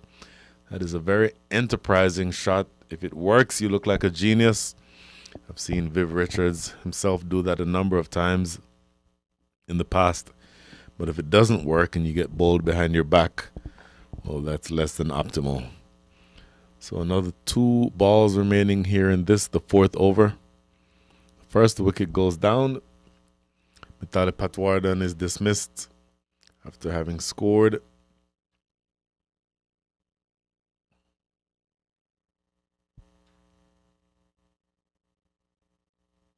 (11 from 11) with 2 boundaries. So 1 ball remaining. Make that 2 balls remaining here in the 4th over. And the scoring rate that is required for the Chickadees Loudoun Cubs to win from here is already at 10.85. That rate is increasing. So the very first over yielded 11 runs, but after that 6 and 4. And 6 already so far in this over. So the required rate started out needing 10 runs and over, needing to get exactly 150 from 15 overs. And that required rate is sneaking upwards now toward 11. So you're certainly going to want to make sure that you get that taken care of. And with the score at 27, another 123 runs to get. Long way to go for both teams. Just played off the back foot, but straight to backward point, no run.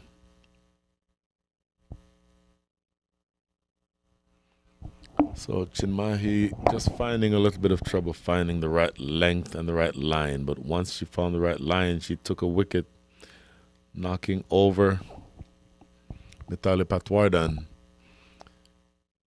And now this new batter is Ashwini.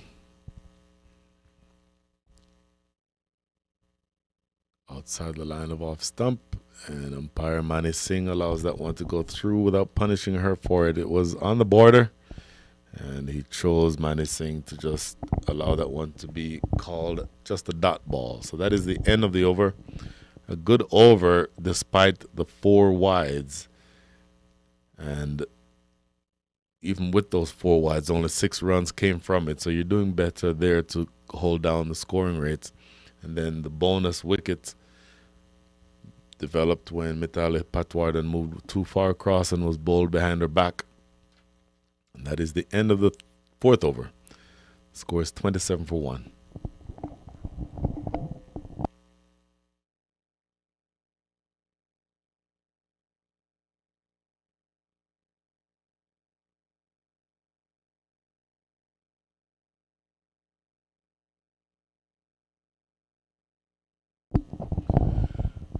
First ball of the 5th over is a full toss that is about shoulder height. It is immediately called and signaled no ball by the square leg umpire Mani Singh. This is Anushka Bilanuka. And she's going to have to pitch that ball because you can't get away bowling too many. In fact, you can't bowl any of them without being punished. And if you bowl more than 2, in theory, the umpires can stop you from bowling the rest of the innings. So you're going to have to pitch these deliveries. Tossed up, full toss on the free hit, and it is hit down the leg side. Good sliding stop down there on the boundary.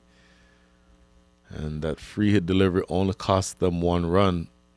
And it was actually dangerously close to being called another free hit. And she gets away with that.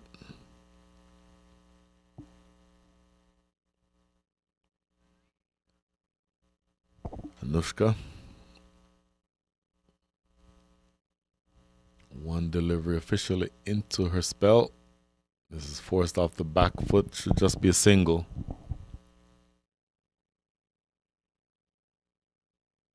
Sweeper doing the work out there, coming in off the cover boundary to clean up. And once again, just watching the clock versus the number of runs. So 119 more runs remaining. A swipe and a miss outside off. Half-hearted appeal for a stumping, but I don't think there was any realistic option of that being given out. But it is another dot ball. And with each dot ball, of course, the required rate continues to climb. It's now at 11.33. And more than anything else, you just want this game to be over with on the field of play. You don't want it to be stopped because of the conditions. Tossed up and again played through the cover as that is that sweeper coming in off the boundary. Was able to prevent that from going away for 4. 2 balls remaining now in the 5th. Another 118 runs needed from 62 balls. Oh, that's going to be a stumping. Absolutely. Well bowled, tossed up. Is the Slade Jones leaning forward and overbalancing, unfortunately for her.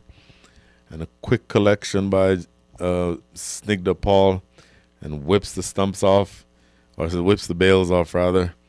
And that is the end of Izzy Slade Jones. 6 for 13, or from 13. I think you'll see here on the replay that she just leaned forward and overbalanced. Tossed up slowly and coming forward. Yeah, the momentum taking her forward well out of the crease, and that back leg could not get back in time. And Snigdha Paul doing the dirty work to complete that stumping. So the second wicket goes down. Just 1 ball remaining here in the 5th over. And the score is 32 for 2.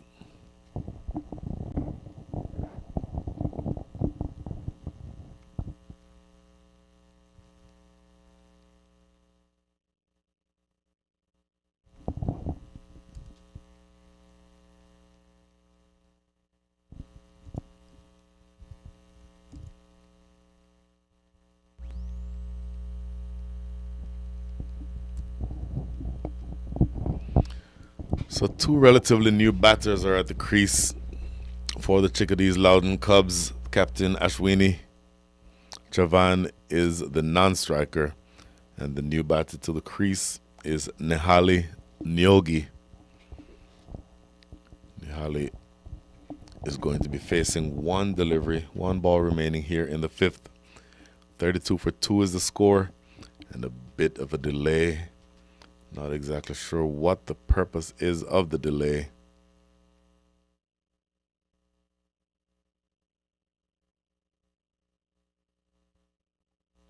And that just gives us a little bit of time to look into Miss Nyogi's figures.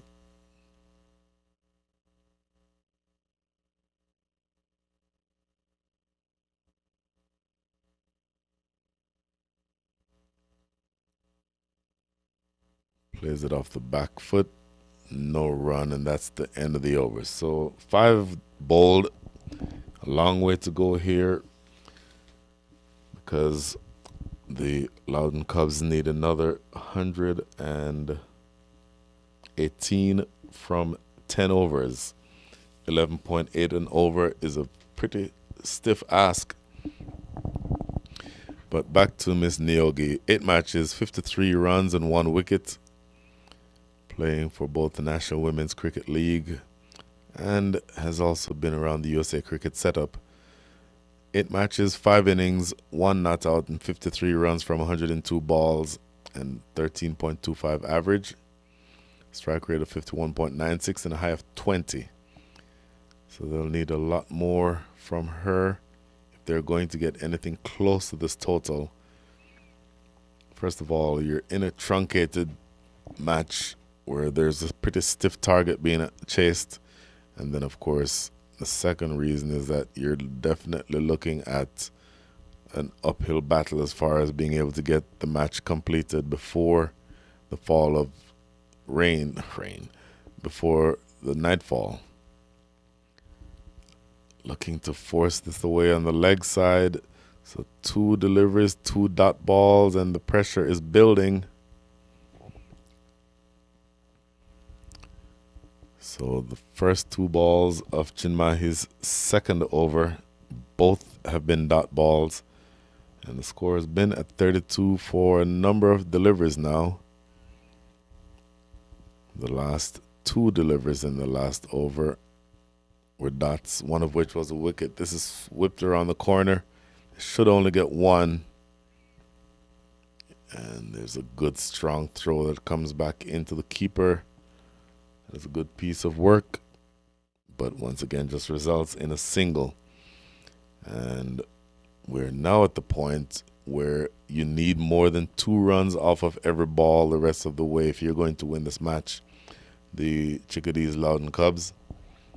And so a lot of work to be done here. And in any condition, this is going to be a stiff chase. Looking to go across the line again. Swiping across the line. Those balls really need to be played down the ground. You commit the cardinal sin when you play across them. Umpire Mani Singh indicating that that last one was high, so that's why the LBW decision was turned down. But you're tying yourself into knots here if you are the Chickadees Loudoun Cubs. Going into the last ball of the 6th with only 33 runs on the board. And she cuts this away. This is a good-looking shot that will get to the boundary for 4. A very welcome boundary. Needed that one. The Chickadees Loudoun Cubs. And just leaning on the back foot was Nehali and cutting that one away through. Look at this stroke. Staying leg side of the ball to access and provide the leverage on the offside. And that ball, even though it was only on about a 5th stump line, because she stayed leg side of the ball, that created just that extra bit of leverage to get that boundary. And in fact, I thought that was the last ball of the over. This apparently is now the last ball of the over. She tries to force it away again off the back foot, not able to force it away. So 5 runs coming from the over. It was a good over in the context of this game, even with the boundary. So you restricted your opponent, the Chickadees Loudoun Cubs, if you're the MCA Women. You restricted them inside 6 overs to only 37 runs, just scoring at barely over a run and over. A run a ball, I'm sorry. 6 runs and over. And that current score of 37 for 2 means that they need another 113 runs in another 54 balls. So I would have to think that desperation has to start setting in at some point for the Chickadee Loudoun Cubs. Tossed up delivery outside the line of off, but it's going to be considered or adjudged wide by umpire Aubrey Davis.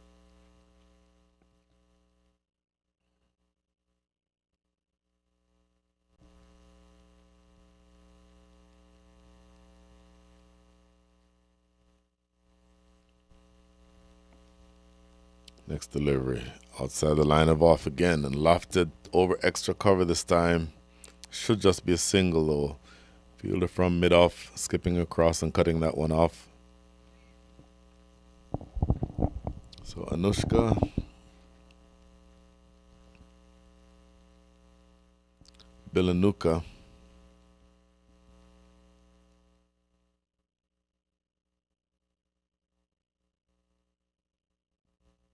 Slower through the air, looking to drag that one from outside the line of off stump and not able to get anything on it. So looking at Anushka's numbers, playing for the MCA Women, total matches 67 in total, 710 runs and 15 wickets. So with the ball in the National Women's Cricket League, as this is again outside off, she's played 6 T20s, 4 innings, bowled 11 overs total, conceded 44 runs and taken 3 wickets at an average of 14.67. An economy rate of 4 is excellent. This only shows that in 6 matches she's had 11 wides. This is attempted sweep outside off. And umpire Aubrey Davis is unmoved.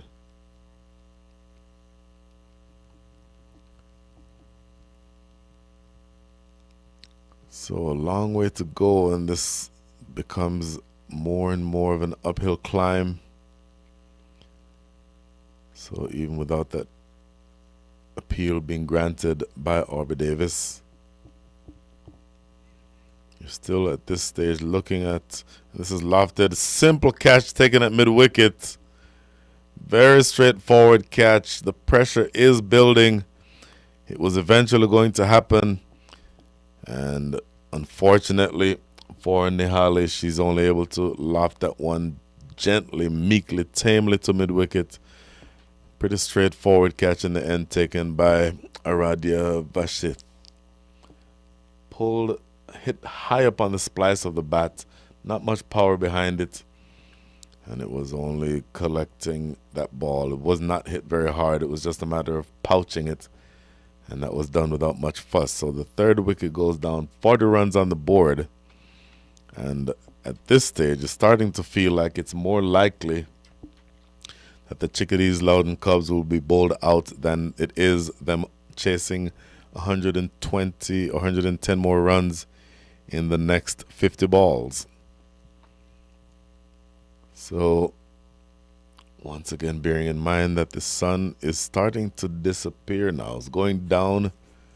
It's still relatively high, but with the projected sunset at 7:35, you're right now at 6:56. I don't know that you can get through the next 9 overs, make that 8 overs in the half an hour or so of light that we have left. It will be tight. And umpire Aubrey Davis and umpire Mani Singh will certainly be exhorting the MCA Women to get on with the game. But of course, a very long conference by the incoming batter, the existing batter Ashwini, the captain, and the coaching staff. So this is not going to help matters any, and you're going to need to make sure that this game gets moving. Not exactly sure why we're choosing now to have a conference, but for better or for worse, I think we'll be getting on with the game right now. So the new batter is going to be Brinda Raghavan, and she joins her captain Ashwini Chavan at the wicket. Brinda Raghavan, right-handed batter.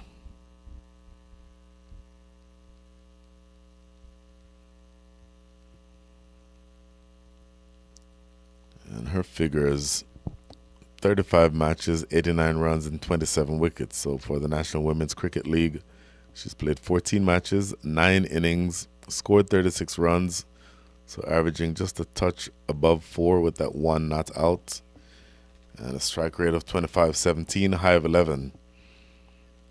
So you get the sense that this is slipping further and further away from the Chickadees Loudoun Cubs. Tossed up delivery and goes back and has this ball. Did that bowl her, or was it attempted stumping that missed? It did not bowl her. That was, I think, looking at the replay, I think you'll see that the stumps were broken by the captain, Snigdha Paul. Here we see. Going back, yeah. In fact, that very easily could have been called a no ball. And the captain may consider herself lucky there, because she may have just collected that ball or attempted to collect it in front of the stumps. But not called, and so that is the end of the over. At the end of the over, the score is 40-3.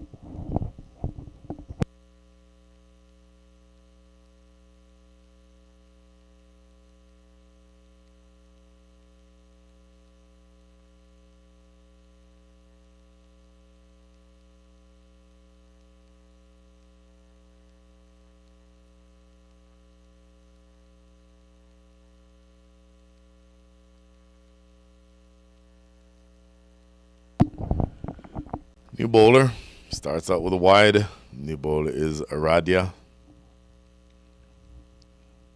Aradia bowling right arm over the wicket. And the clouds are certainly parting, but the issue for us now is not the clouds, but it's the sun disappearing behind them. Slower through the air and slapped down to mid-on. They run through for a quick single. Had that been a clean pickup, there might have been a question or two asked of Brenda herself running towards the non-strikers end. Luckily for her, it was not adjudged. In fact, it wasn't picked up cleanly. Next delivery, slow and just missing outside off. That was watched very closely by umpire Mani Singh.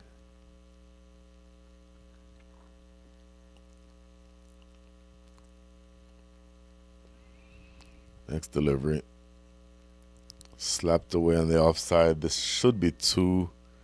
No, they just decide to go for that 1.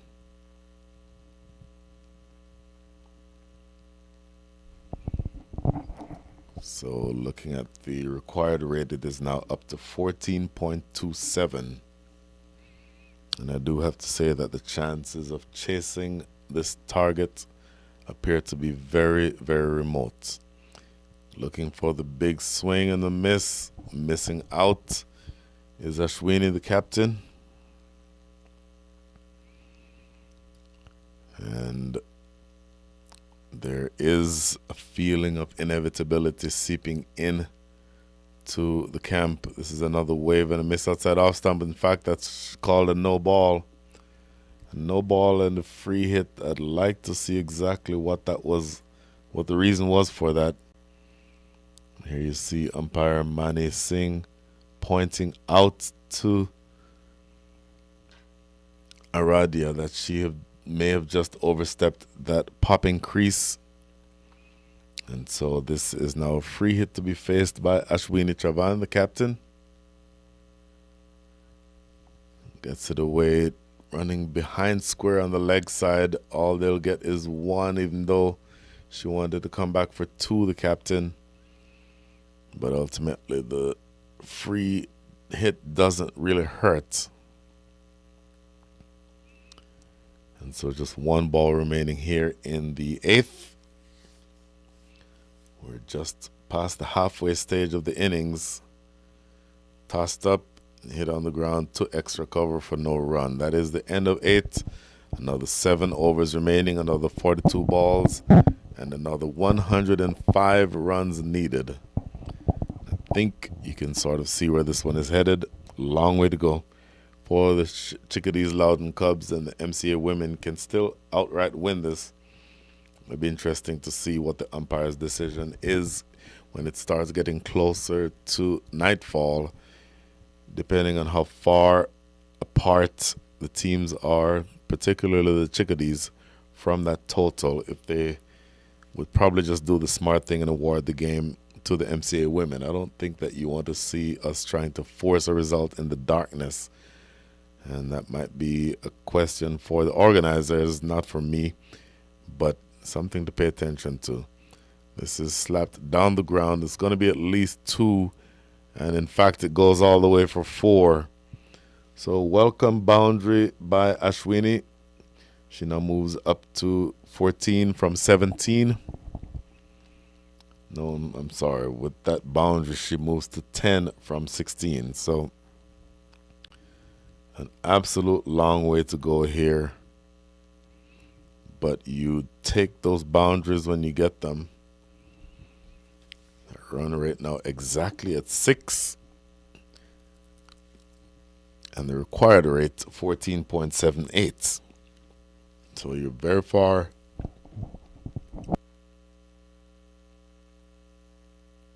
You're very far adrift of where you need to be in terms of the run rate. And now you're just looking to see if you can sort of build some momentum for the rest of the tournament. This is struck firmly down the ground. This may get close to the boundary. They'll get 2.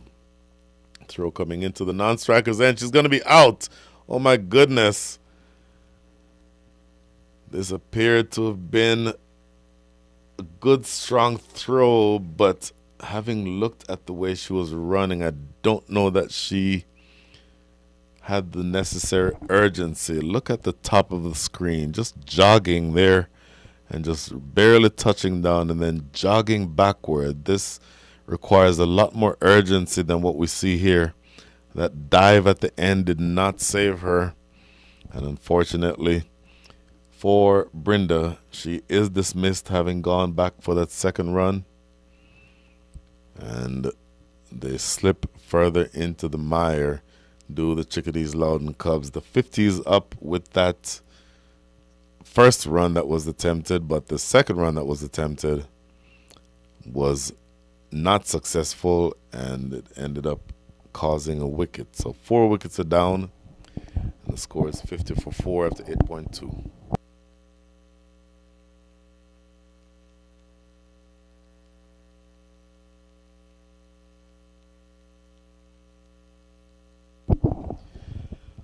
So 50 for 4 and exactly 100 more runs needed. 100 runs needed from 40 balls to go. So you need to be going at this stage at the rate of about 15 and over. 50 for 4. Looking to use her feet. That's a good looking shot, but doesn't get it away very far. Good strong throw. Whoa, that throw was traveling. That is a good strong throw. And another 2 balls remaining here in the 9th.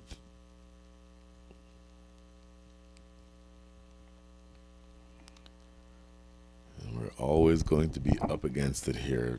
We're about right now 20 minutes from sunset. This ball is outside the line of off. No run.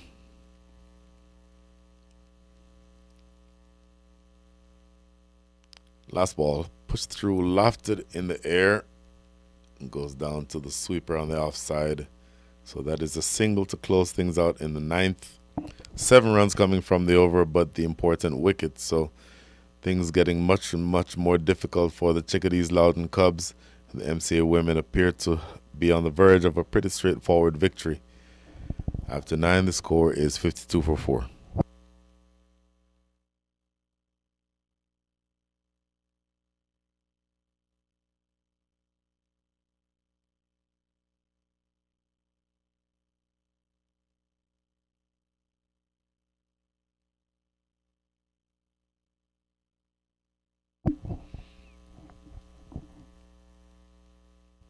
So we're into, in theory, the last 6 overs of the match. Tossed up delivery, outside edge. Had there been a slip fielder there, they would have been in business. But the ball doesn't deflect far away enough to get a single, so it's just a dot ball.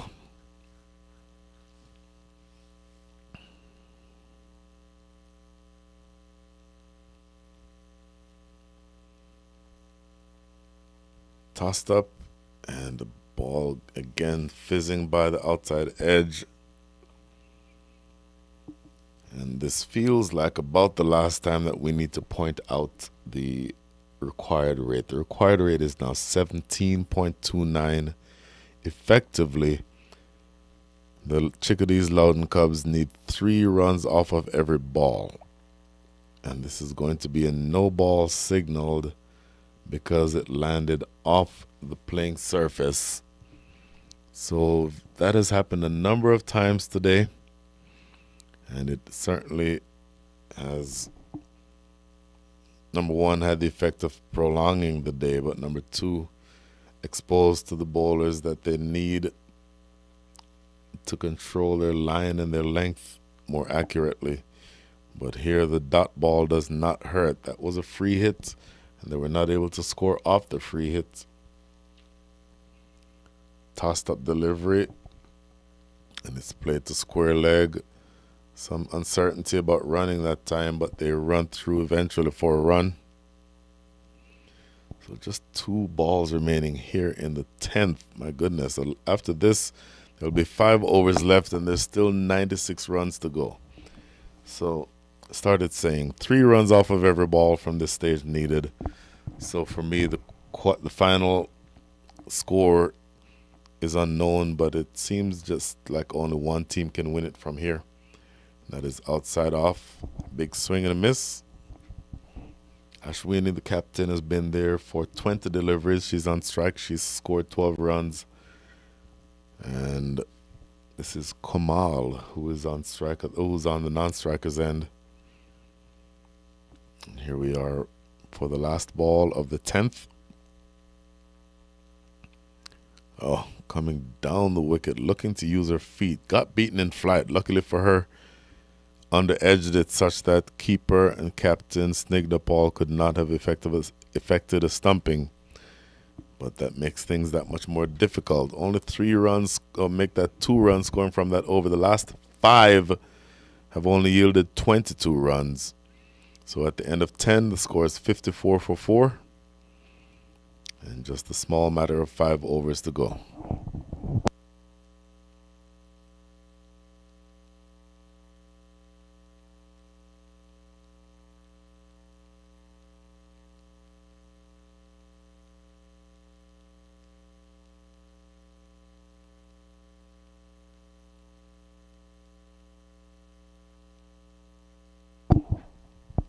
Last 5 overs. And this is going to be Aradia. Make that Jivana. Aras. Jivana is the vice captain. Right arm over the wicket, coming into bowl to Kamal.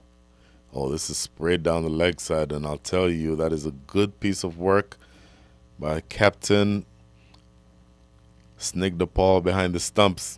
Had she not stopped that from getting by, it's already a wide, so you would have already been looking at 1 extra. But she saved a certain 4 runs because that was headed straight down toward fine leg for a boundary. With fine leg inside the circle, she would not have gotten across to get that. Good line. That is exactly the line you need to be on. She was able to get that one exactly in the right area. So much better ball to start officially the first over, or her first over. The first ball was adjudged to have been a wide, so that was the first official ball. Good delivery again. Yorker length played into the covers. They'll get a single. So, said it a couple times. This game certainly has an air of inevitability about it. And the only question now is knowing what is the final score going to be. Ashwini, the captain, 12 from 21. Kamal, 3 from 9. And this is Giovanna. Good delivery, and the stroke in the air, just landing short of mid-on though. And it was in the air for a while, so you thought there might have been a chance of a catch. But choosing to not attempt to catch that one. In fact, I don't think realistically that mid-on could have gotten close to that. So just another single. And another 27 balls needed.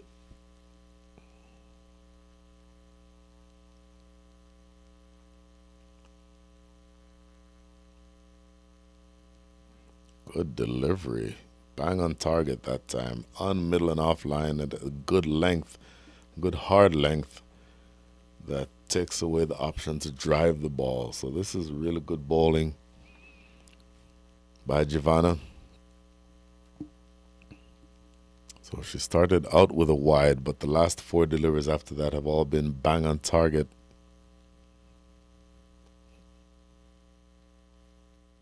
Next ball, Yorker length, and played away into the offside. Throw coming to the striker's end, but they were not bothered in any way. They were able to run through for that single.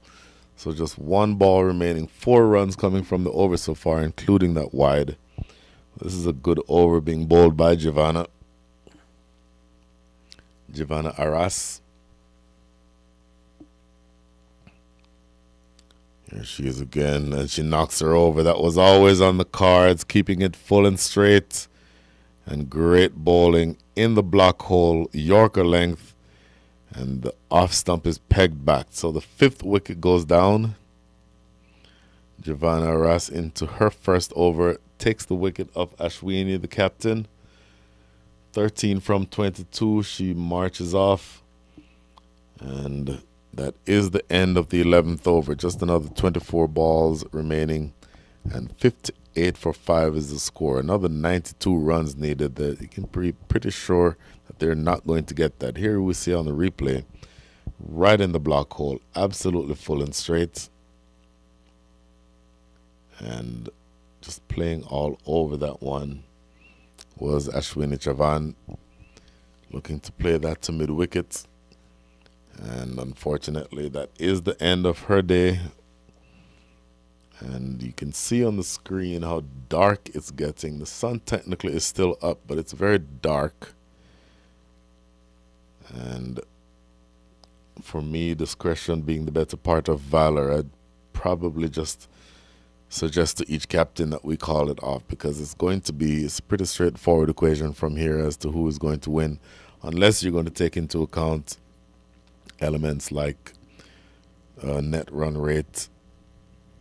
But for me, the better thing to do would just be to understand who's going to win this game, and we all go home happy.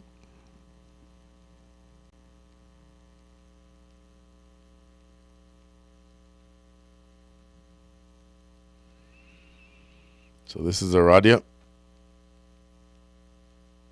bowling her second over, make that her third over. The first 2 went for 7 runs combined. Tossed up, and the outside edge found. The outside edge has been found a number of times by Aradia. This is good bowling from her. It tells me she's bowling the right line, keeping it on that off stump line.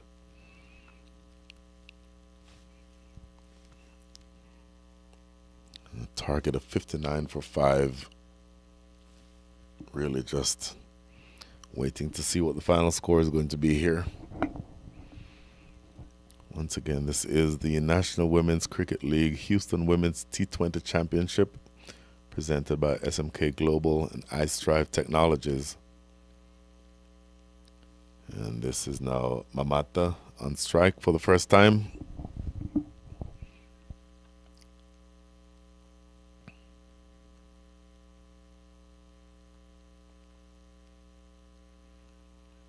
Mamata Swami. 7 matches, 29 runs and 5 wickets. Tossed up and it's lofted in the air, not going to carry the backward point. Oh, bit of a fumble. That could have been another run out, but for now, everyone lives to fight another day. So 7 matches and those 29 runs, she scored them from 51 balls with an average of 14.5, strike rate of 56.86. And this is hit in the air. Pretty simple catch taken. Oh no, she dropped it. And then a direct hit at the non-striker's end, not in time. Snigged up Paul with the arms outstretched, saying, how could you possibly have dropped that? Pretty straightforward catch. I don't think that there was much mystery. But once again, that might emphasize to me the point that battling here in the dark as the light continues to fade may not be in the best interest of everyone. Tossed up delivery going off the back foot, looking to play through mid-wicket.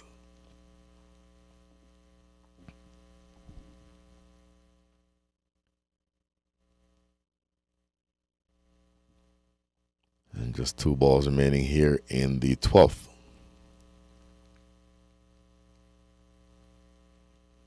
Almost an action replay. Swipe and a miss. Had the ball outside the line of off. So consecutive dot balls. 61 for 5. Just 1 ball remaining here in this over. 19 balls remaining in the match. Tossed up. Too far outside off stump this time and signaled wide by umpire Mani Singh.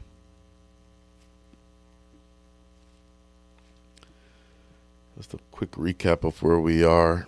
Chickadees Loudoun Cubs asked to score 150. Izzy Slade Jones 6 from 14. Mitali Patwardan 11 from 11. And this ball is knocked into the mid-wicket area. Throw coming into the striker's end. They steal a single, and that is the last ball of the 12th. 5 runs coming from it. The score is 63 for 5. Let's just keep going through the scorecard. Ashwini Chavan 13 from 23 with 1-4. Nihali Niyogi 5 from 5 with 1-4. And Brinda Raghavan run out 1 from 5. Kamal Shettigar is at the wicket now, along with Mamata Swami. Kamal Shettigar 6 from 13. And Mamata Swami 2 from 4. So those are your principals. 63 for 5 is the score. Another 3 runs needed. Now 3 overs to go. The number of runs needed is almost irrelevant at this stage. Another 87. And looks like we had an umpiring change as Aubrey Davis is walking off, and he's being replaced at the umpire's end by groundskeeper for this facility. My apologies, I do not remember your name. I know it, I just don't remember it right now. But either way, he's being asked to come and play the role of umpire. Former professional player, played over 40s in England and in Pakistan, and then does really good work here on the ground. Good delivery, full and in the block hole, just driving it off or through the offside for a single. Score is now 64, and this is really, we're going through the last rites of a pretty convincing and a pretty one-sided match.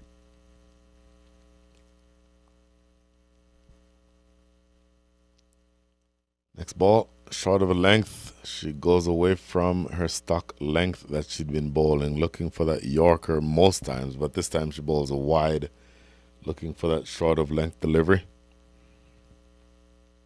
And that, of course, extends the game even more. Another 85 runs needed, another 65 runs on the board. Realistically, another 5 wickets will happen before 85 runs. This is well played into the covers, goes through to the sweeper on the offside.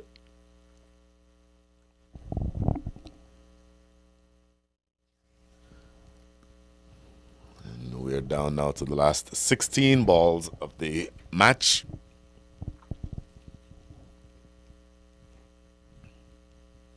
And I think it's safe to say that the sun is pretty much out of view at this stage. Good length again. And the ball gets away. The line was off, though. It was outside the line of off. And there is your signal from the umpire. That is an additional bonus, a couple bonus runs. One for the wide. In fact, they're both wides, but one for the where the ball landed, and then it got away from the keeper, so they were able to go through for that second run. Off the outside edge, running down close to the boundary. That might get to the boundary, and it does go all the way for 4. So a moral victory for the bowler, but welcome runs by Kamal Shettigar. Off of the outside edge, she is now up to 11 from 15. Mamata Swami, 3 from 5, and a score of 72 for 5 means that we're still waiting for the next 15 deliveries to be bowled. Once again, this is a 15 over match. And here comes the bowler again. Good line on that off stump line, just outside that off stump line. Bowler Giovanna Arras bowling well. 1 for 13 from 1.4 overs. 3 wides so far in this innings, or in this over. And the previous over yielded 1 wide, but for the most part, she's been accurate. And she has taken a wicket. In the air, pretty simple catch, and it is dropped. Came running in off of the circle. And here's a throw at the non-striker's end that would have been out had that hit. So a couple of opportunities there for a wicket. First the drop catch, and then the potential run out that was missed. So that is not something that you'll see the captain Snigdha Paul happy about. Certainly see the reaction from her there. Falling straight outside the line of off. And that is, I believe, the end of the over. At the end of 13, the score is 74 for 5. Last 12 balls coming up in this match. A match that will be won very convincingly by the MCA Women.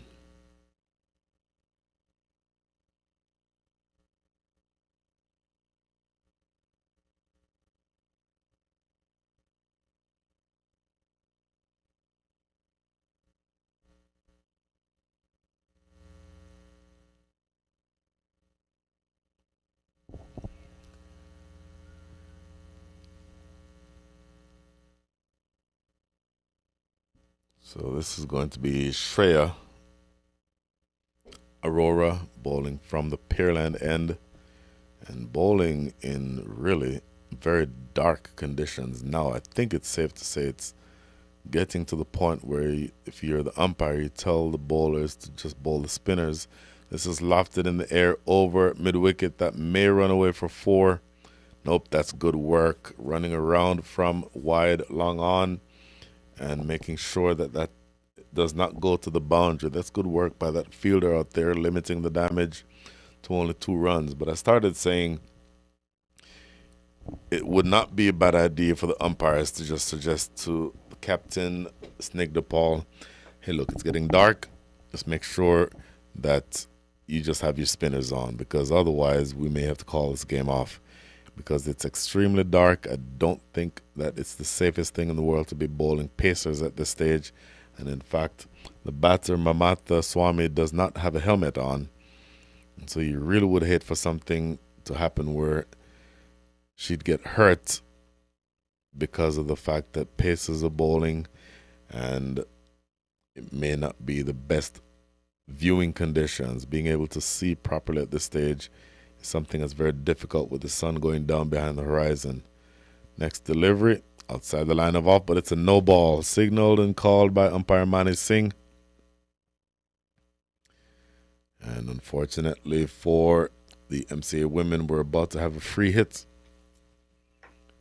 So Mamata taking a bit of time to get ready, but she will be the beneficiary of a free hit.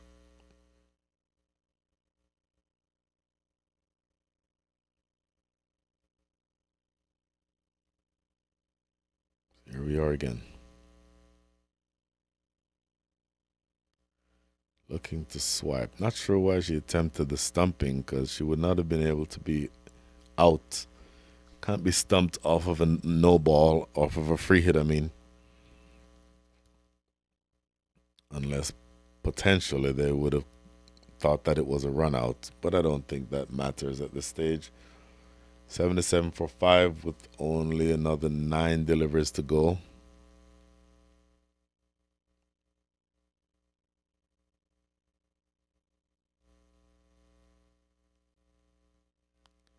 Backing away and trying to play that one.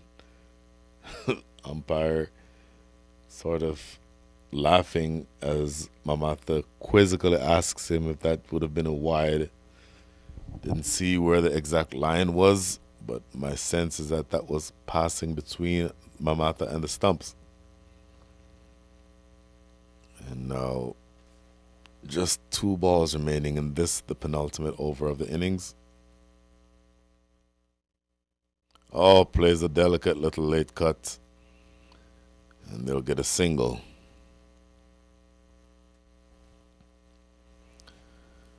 So just 7 more runs needed. I'm sorry, 7 balls needed. My apologies. Ladies and gentlemen, it's been a bit of a long day. And I think more than anything else, we're just looking to make sure that we get out of here in one piece. Next delivery, down the leg side, signaled wide.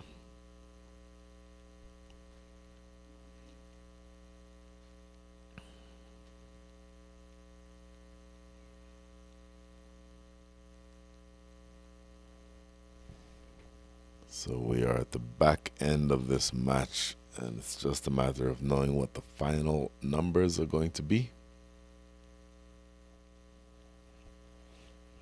Shreya coming into bowl, her last legal delivery. This is played through backward point, misfield, yields a couple of runs. In fact, they only get 1, so they didn't even come back for the second. So this is very much taking on the feel of a practice match or maybe even a net session. 6 balls remaining. The score is 80 for 5.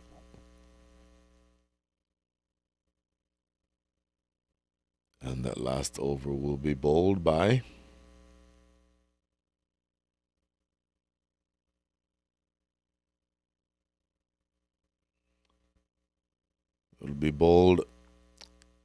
Giovanna Arras. Giovanna Arras bowling now to Komal Shettigar.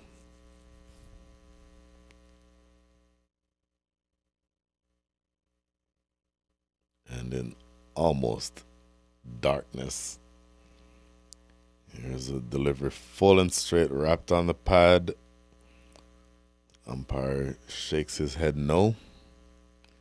They run through for a leg bye.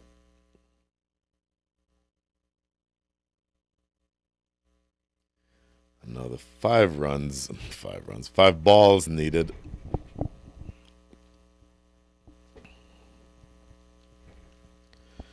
It really has been wonderful bringing the description of these matches to you today. Once again, this is the National Women's Cricket League Houston Women's T20 Championship. presented by SMK Global and iStrive Technologies. SMK Global, featuring Avni and Abhijit Patel, and iStrive Technologies, featuring Padma and Sudhakar Kanumuri. Thank you very much for your sponsorship. It's a full toss and gets through the keeper. They run through for a bye. And we'll see the signal there from the umpire. And at the end of the day's play, we've pretty much already gone through the scorecard, and so it's just a matter of knowing what the final numbers are going to be. We'll just run over that very quickly. In fact, we can start that now. Only 2 balls remaining after this. So the scorecard, MCA Women batting first, scoring 149 for 3. Chinmahi Arivuselvan, 44 from 31. Meha Sivakumar, 32 from 20. And Snigdha Paul, 30 from 18. And Anushka Bilanuka, 23 from 19. Those are your scores. And then for the bowlers, the best bowlers were Mamata Swami, Neha Nyogi, and Brinda Raghavan with 1 wicket each. And looking on here, as we see about to be bowled, the last ball of this match is about to be bowled. In response, Chickadees Loudoun Cubs, Izzy Slade Jones 6, Mitali Patwardhan 11, Ashwini Chavan 13, Nihali Nyogi 5, Brinda Raghavan 1, and Koma Shettigar 15, and Mamatha Swami 7, not out. Both of those are now at the wicket, and that is the last ball in a very anticlimactic finish. It's just punched to mid-on, and that is the end of the match, ladies and gentlemen. Thank you so much for being with us, and do join us. Make plans to join us over the weekend, because this tournament goes on Saturday and Sunday. 3 more matches brought to you tomorrow morning, starting at 8 a.m. And until then, we're signing off from the wonderful Musa Cricket Stadium here in Pearland. For now, this is Brian Walters saying good night and see you tomorrow.